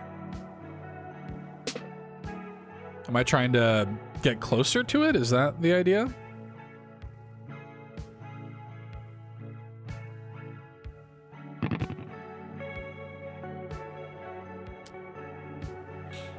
After moving through many unfamiliar halls, you suddenly find yourself in front of the court's great gates. Perhaps the court is trying to tell you that now would be a prudent time to depart. Who can say?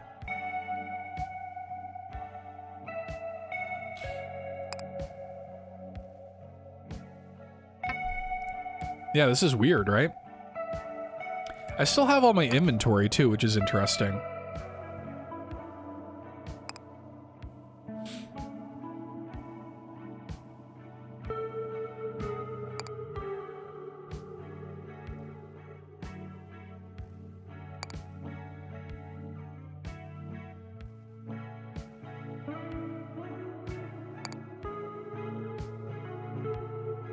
The Fountain of Youth. Have a drink at the bar. Find yourself in a sleepy pub. A sign near the door identifies it as the Fountain of Youth. You're not sure why you've never encountered this place before. Oh yeah, ma'am, only open at night. That's us. Drink? Yes, Ashley, that does sound appealing. Oh. More comfort? Nice. As you sip, a man claps on the bar next to you, begins mumbling something in your direction. Hey, lady, got something I want to say to you. With his head down and eyes closed, you don't think he's talking to you.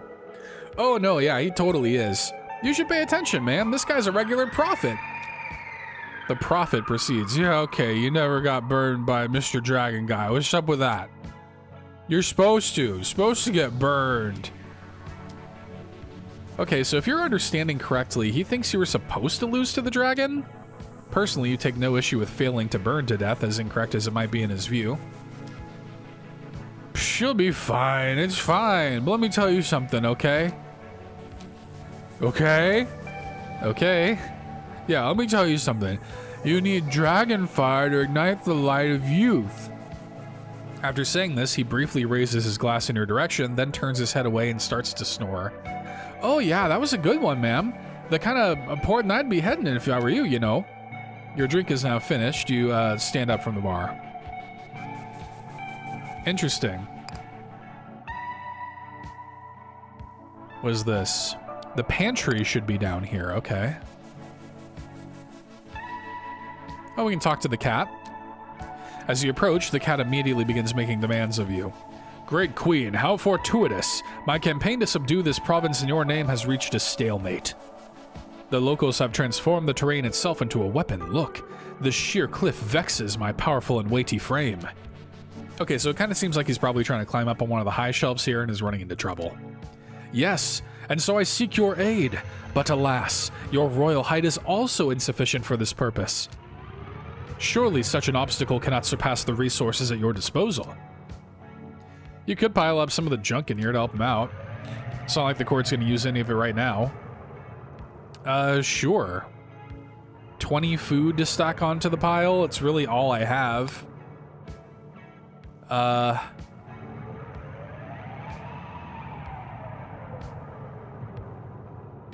guess here. Oh, you don't want to match them. Damn. Wait, Great Queen, your last save precedes this comical blunder. If you quit and reload right now, you can reverse your mistake. Quit to the menu and reload your save. Is that what I should do? Quit to menu. Let's try it, I guess. They're teaching me save scumming, like, in the context of the game. That's hilarious.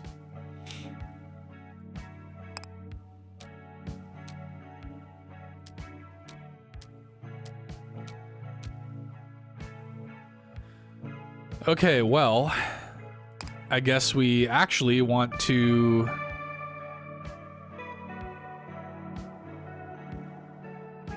do this? But yeah, I don't have anything else anyways.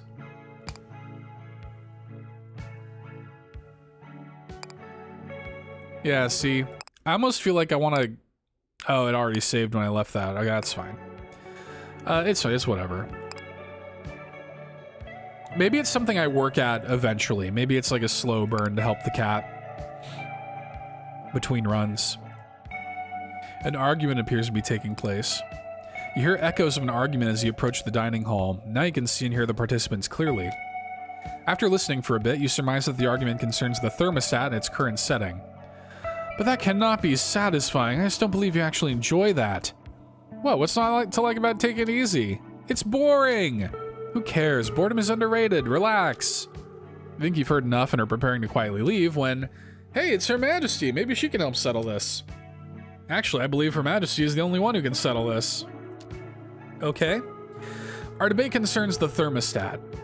It is my firm belief that only by maximizing our strife will we find any meaning in this war. Yeah, but who needs meaning, man? Let's just have a good time. Let's crank up the comfort. Huh. Either way, since Your Majesty is the only one with enough authority to make these adjustments, we ask you to render judgment. But should you make the correct decision and raise our strife to level 5, I will give you this. She shows you a nondescript key she has attached to a lanyard. But you know, that's going to be hard. You should just chill out and raise the comfort to level 5 instead. He's got a different key. Interesting. Oh, these are her keys.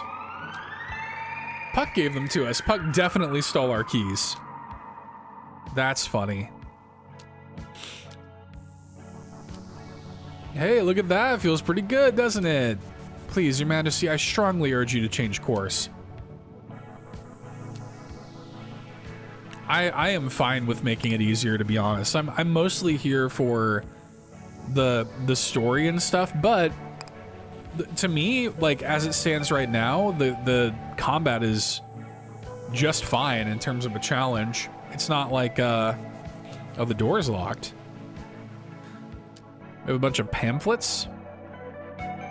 The virtue of patience. I see. Let's go over here to the West Wing.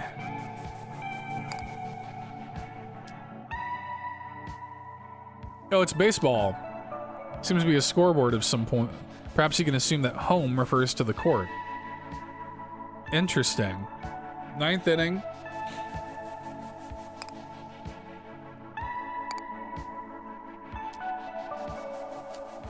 You thought you were on the way to the library. Have you been here before?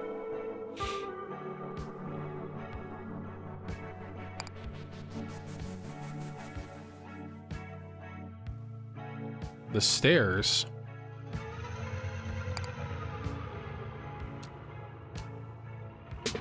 We got lost.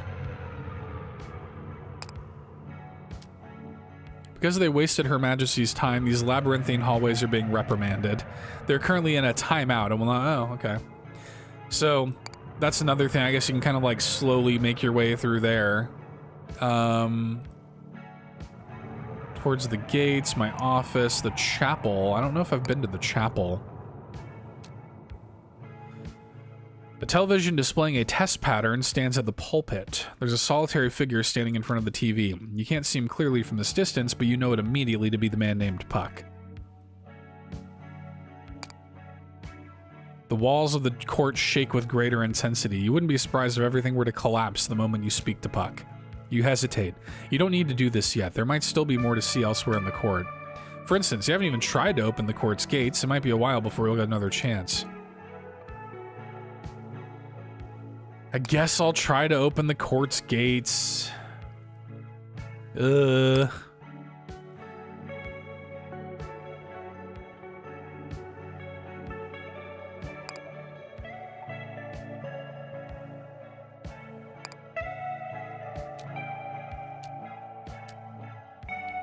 Four locks on the gates. Yeah, okay. See? I should have just went with my gut. I mean, it didn't really take that much time. You're earlier than expected, my queen, and yet somehow still too late. He mutters something under his breath and gives you his full attention. Well then, you had questions for me, did you not? Looks like we have precisely enough time for one earnest answer to one of your queries. He expressed some incredulity at this statement. He's prepared to answer your questions now? He flinches in response. My queen, you simply must wield your skepticism with greater subtlety. That statement was clearly formed as a question. A question which I'm afraid I must now answer earnestly. So, yes. And this time and place, I am both willing and able to give you satisfying responses without resorting to deflection or trickery. With the one restriction being that, as I said, we have time for only one such response. A response which I have just provided and answered your question of whether I am now prepared to provide such responses. Which means our time is now up. I pray I will never see you here again. And then it all falls apart. Okay. Damn. Alright then. And you awake in your chambers as if nothing was ever amiss. You think you can safely conclude that escaping the court will require more of you than a simple victory. You suppose this comes as no surprise, given everything the potion salesman told you about needing to make an exit to return home. Well, at least you've learned that if you make it to victory, Puck will answer one of your questions. So, a very slow way of going about this might be to continue winning until you've gathered enough information to see yourself out the door. You rub your temples, thinking about how long that's going to take. Then you get up to face the day.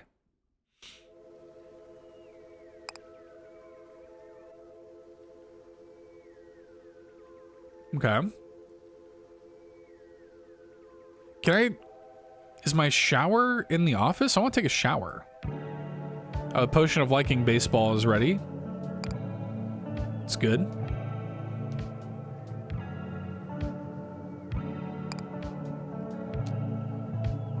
If there's some principle of organization by which the books in the library are arranged, you are unaware of it.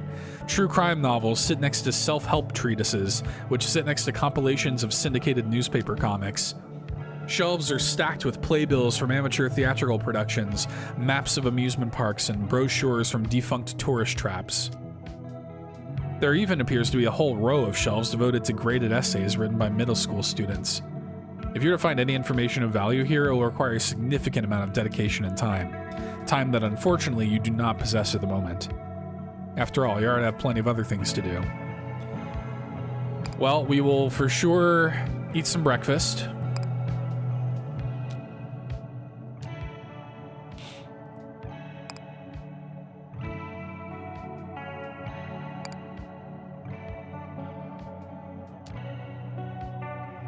And of course, if you think you can fly, start from the ground. Did I miss anything?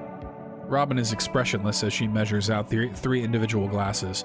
I was under the impression that this potion did not induce hallucinations. On the surface, perhaps, but dear Robin, any fundamental change to your personality is a trip, even something as innocuous as liking baseball. You wait in your sitting chamber as Robin finishes measuring out 3 glasses from the potion of liking baseball. Your magical scholars, Skip Study Hall and Hop Turnstile, have volunteered to accompany you on your first foray into the world of love potions. For research, so they say. Robin has likewise volunteered to remain sober in order to keep an eye on the 3 of you. How familiar are you with this baseball, Your Majesty? I'm guessing you know a bit about it, given your willingness to like it. Perhaps? Stop, Skip interrupts. If you were to properly fulfill your role as control group, you shouldn't speak of baseball until the potion has started to take effect. Right, of course. He turns to you. You must understand, Your Majesty, I currently know nothing of baseball. I'm fascinated to discover what it means to like something I have no knowledge of. The measuring done, Robin hands you a small glass of purple fluid. Tentatively, you down the glass. The taste is faintly sweet and rich, with a powerful aftertaste of honey. Your companions down theirs as well. They say in unison, oops. And now? And now you wait. The label claims it takes at least an hour to take effect. And so, as the seed of a new love begins to inch its way through your digestive system, you await its arrival. Okay. I think the only other course of action here would be to go to war. Maybe I have enough time to play a little bit more. I have at most like 30 minutes though. We'll see. We'll see how much we can kind of do here though. Wait, how do you increase your maximum comfort and or strife? Okay.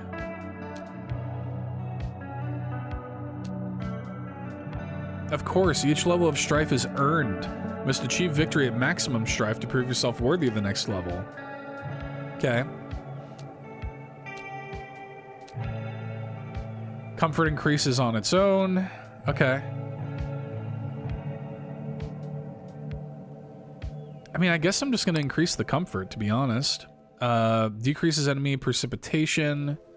Begin the war with extra health. Start with extra food. Start with basic income of 2 at the start of every low tide. Receive an egg. I still get a penalty if it's destroyed, but I do kind of like that I can start with an egg.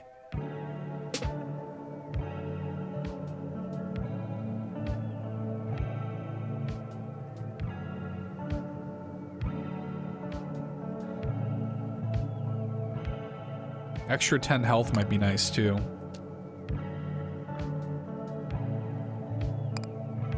Actually, you know what? Hang on. I want to do that. Oh, that takes 2 comfort to do. I see. Why not? That'll make things easier.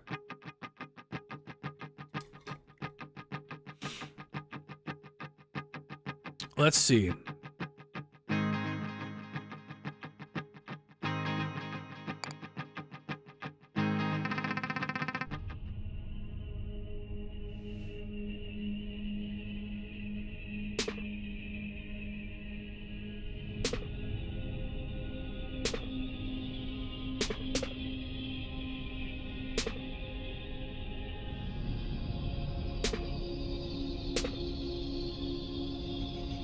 Not a lot going on here.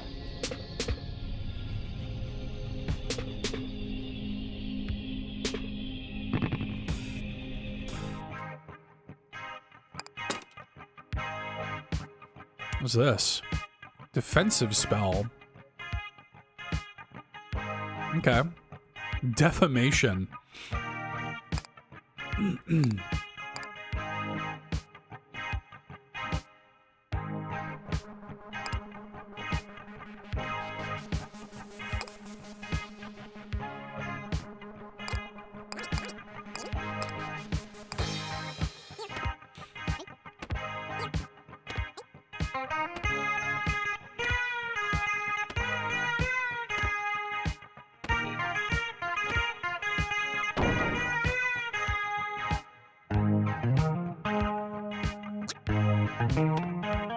I think we should be in pretty good shape.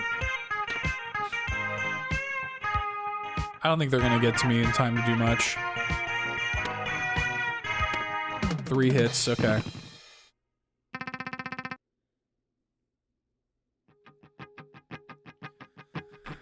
Hospital, I don't really want to go to the hospital. In fact, I'd rather go to the shop, because I think I still have that thing I can sell, don't I? Can I look at my inventory? I guess not. That's okay. There's an egg there. Some sort of, like, sea monster creature here.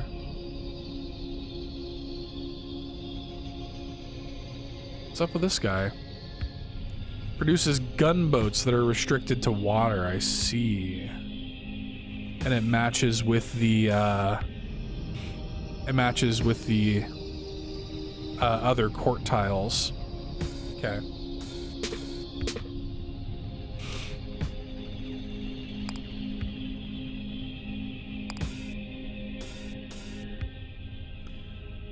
Well, it would be nice to get rid of those. Because I can't even match the water tiles with them there. That sucks. Damn.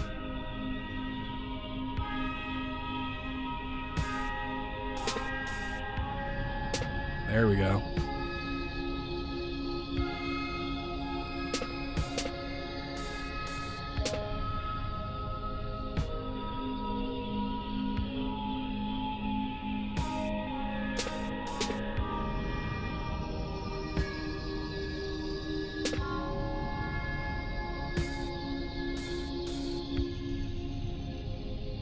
I'm not super worried about this. Like, there's not a lot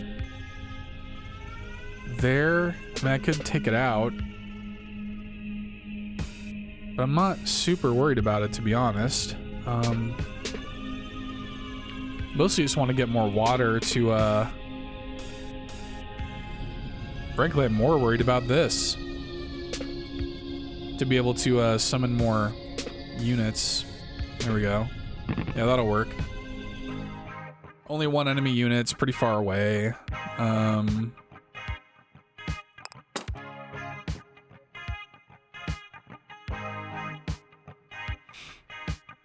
Absorb surrounding water to recover health. That's nice.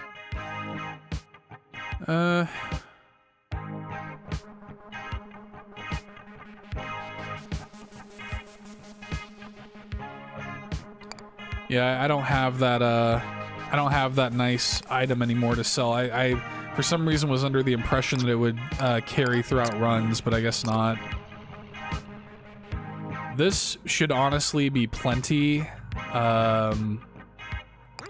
I'm just gonna have a couple guys doing resource gathering and respond to this text from my wife.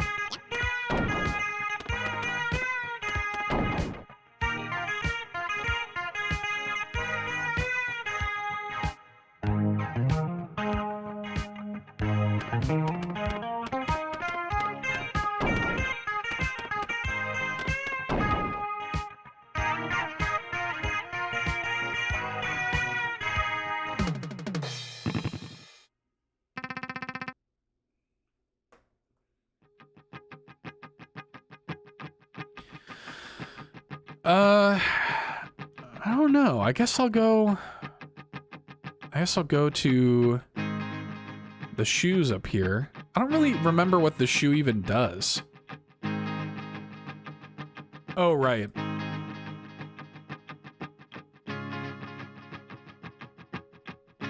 Hang on. Responding to my wife. We, have to get a vaccination for our dog, and we're seeing if we can do it tonight.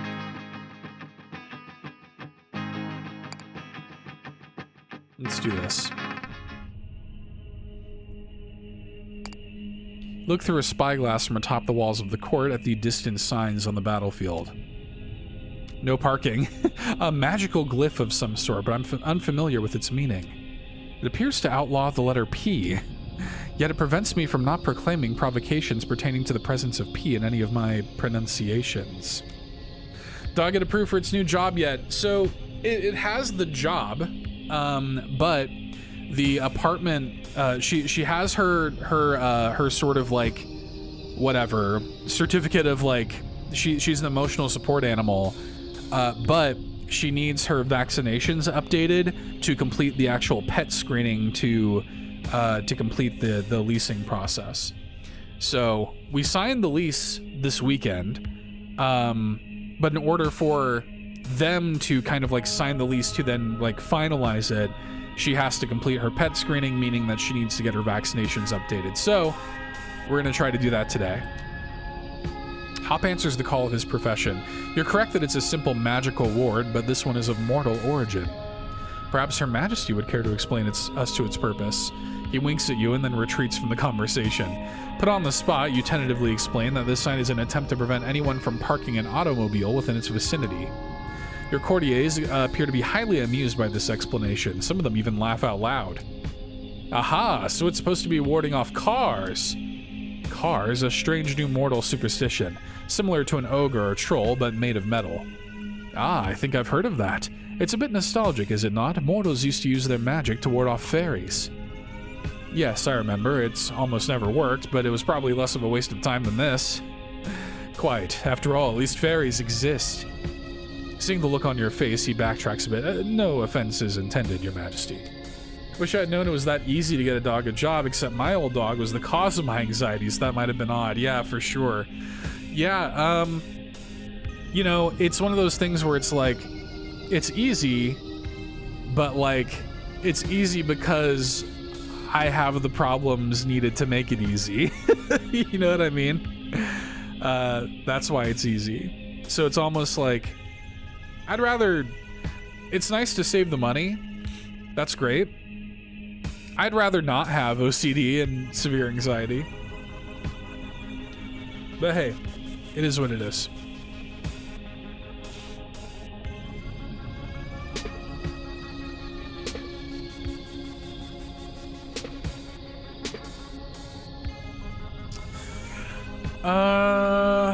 Let's see.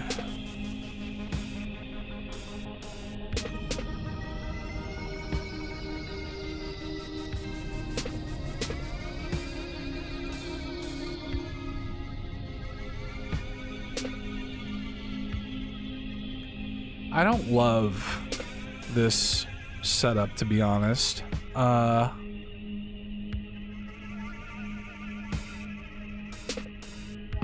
Yeah, this isn't great. We're gonna have to really... Let's see. Could definitely use more wood.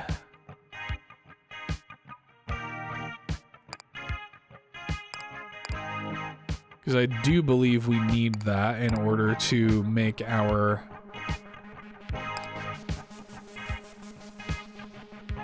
Yeah.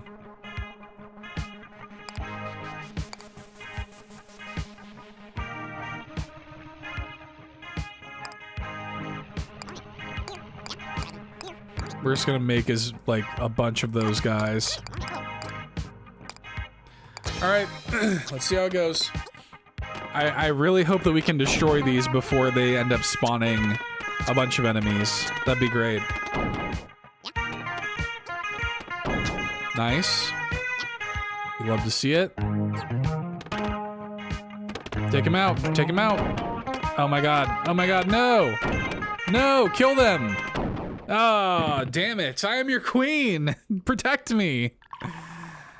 It's just as well. I need to wrap up soon anyway. Damn. You awake in your office as if you just completed a brief nap. You suppose brief is also a fair description of the war the court just participated in. You know, maybe you could just head back to work right away. You remain a little bit restless after that quick excursion. You're not sure you're in the mood to socialize with your courtiers today. They do tend to go on and on. You're pretty certain you won't miss anything if you just return to war immediately. That's nice. You know, it is cool that the game kind of like has that consideration in mind. That like, hey, if you did just like lose on battle 2 or something, you probably are just willing to get straight back into things, you know? So that's nice. Okay. We are going to turn the game down. Go ahead and do that.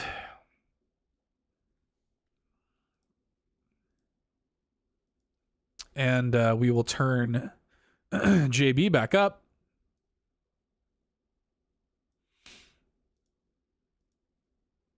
Hi, Star. You're coming in right here at the end, Star, but I'm happy to see you either way. Okay. Very good. Yeah, we gotta wrap up. I'm gonna need to, especially if she's getting her vaccinations, I am going to need to go ahead and take the dog on her evening walk and get her fed for her dinner. But thanks for hanging out, everybody, for this little, like, kind of, you know, yeah, all good, Star. I mean, look, the VOD's still around if you want to see what the game's like. I like it quite a bit. It is very, I don't know if I'm going to stream much more of this because it is very talky. And as you can imagine, if you're reading all of that dialogue, you know, especially as somebody who already has to read a lot of stuff, it can be a lot. So, you know, but still, I like the game a lot. It's a lot of fun, very well written, very interesting, very like well considered, which I find cool. I also think it's really neat to like have a game that is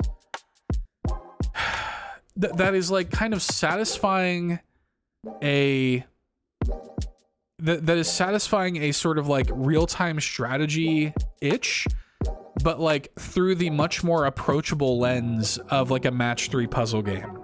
I feel like a lot of people who would not normally like something like this might actually vibe with this if they gave it the chance. You know, I think that like this is the kind of game that a lot of people will probably look at and say, oh no, that's definitely not for me. But if you sat and played it, I bet it would probably be for you, especially if you're somebody who appreciates good writing. It's very funny, you know, but I think, I don't know, I like it a lot. I'm looking forward to playing more of it. This will be a good, like, kind of chip away at sort of thing. Seems like it's going to be pretty long, too, because, like, getting all the 4 keys is going to mean like completing the game at max comfort and strife at minimum. I don't even know how to get the other 2 keys yet.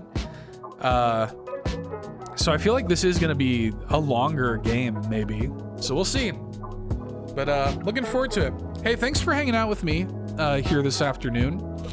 I appreciate it. Stay tuned to see your name in the credits, as always. And yeah, what else? I would like to stream more sometime this week. I don't know that I'll have a chance, but for sure this weekend, I will be streaming quite a bit. Importantly, if you are a fan of Carpool Gaming, do come hang out with us over at CPG. Tomorrow night will be the final episode of the Nintendo Drive featuring Locklith. It'll be Locklith's graduation tomorrow night. So come hang out with us, see Locklith off. If you haven't already, send in your written audio or video clips of Locklith and wish her well as we see her off tomorrow. Yeah, it's sad, I know. But, you know, she's off to live her life, man. And look, I get it. This stuff can be a lot. So I get it. Anyway, we'll see you all there tomorrow. More videos and stuff. The long plays continue. We're going to be wrapping up Gecko Gods this week. Dosa Divas, we're getting close to the end too. So, all right. Thanks, everybody. Talk to you later. Bye.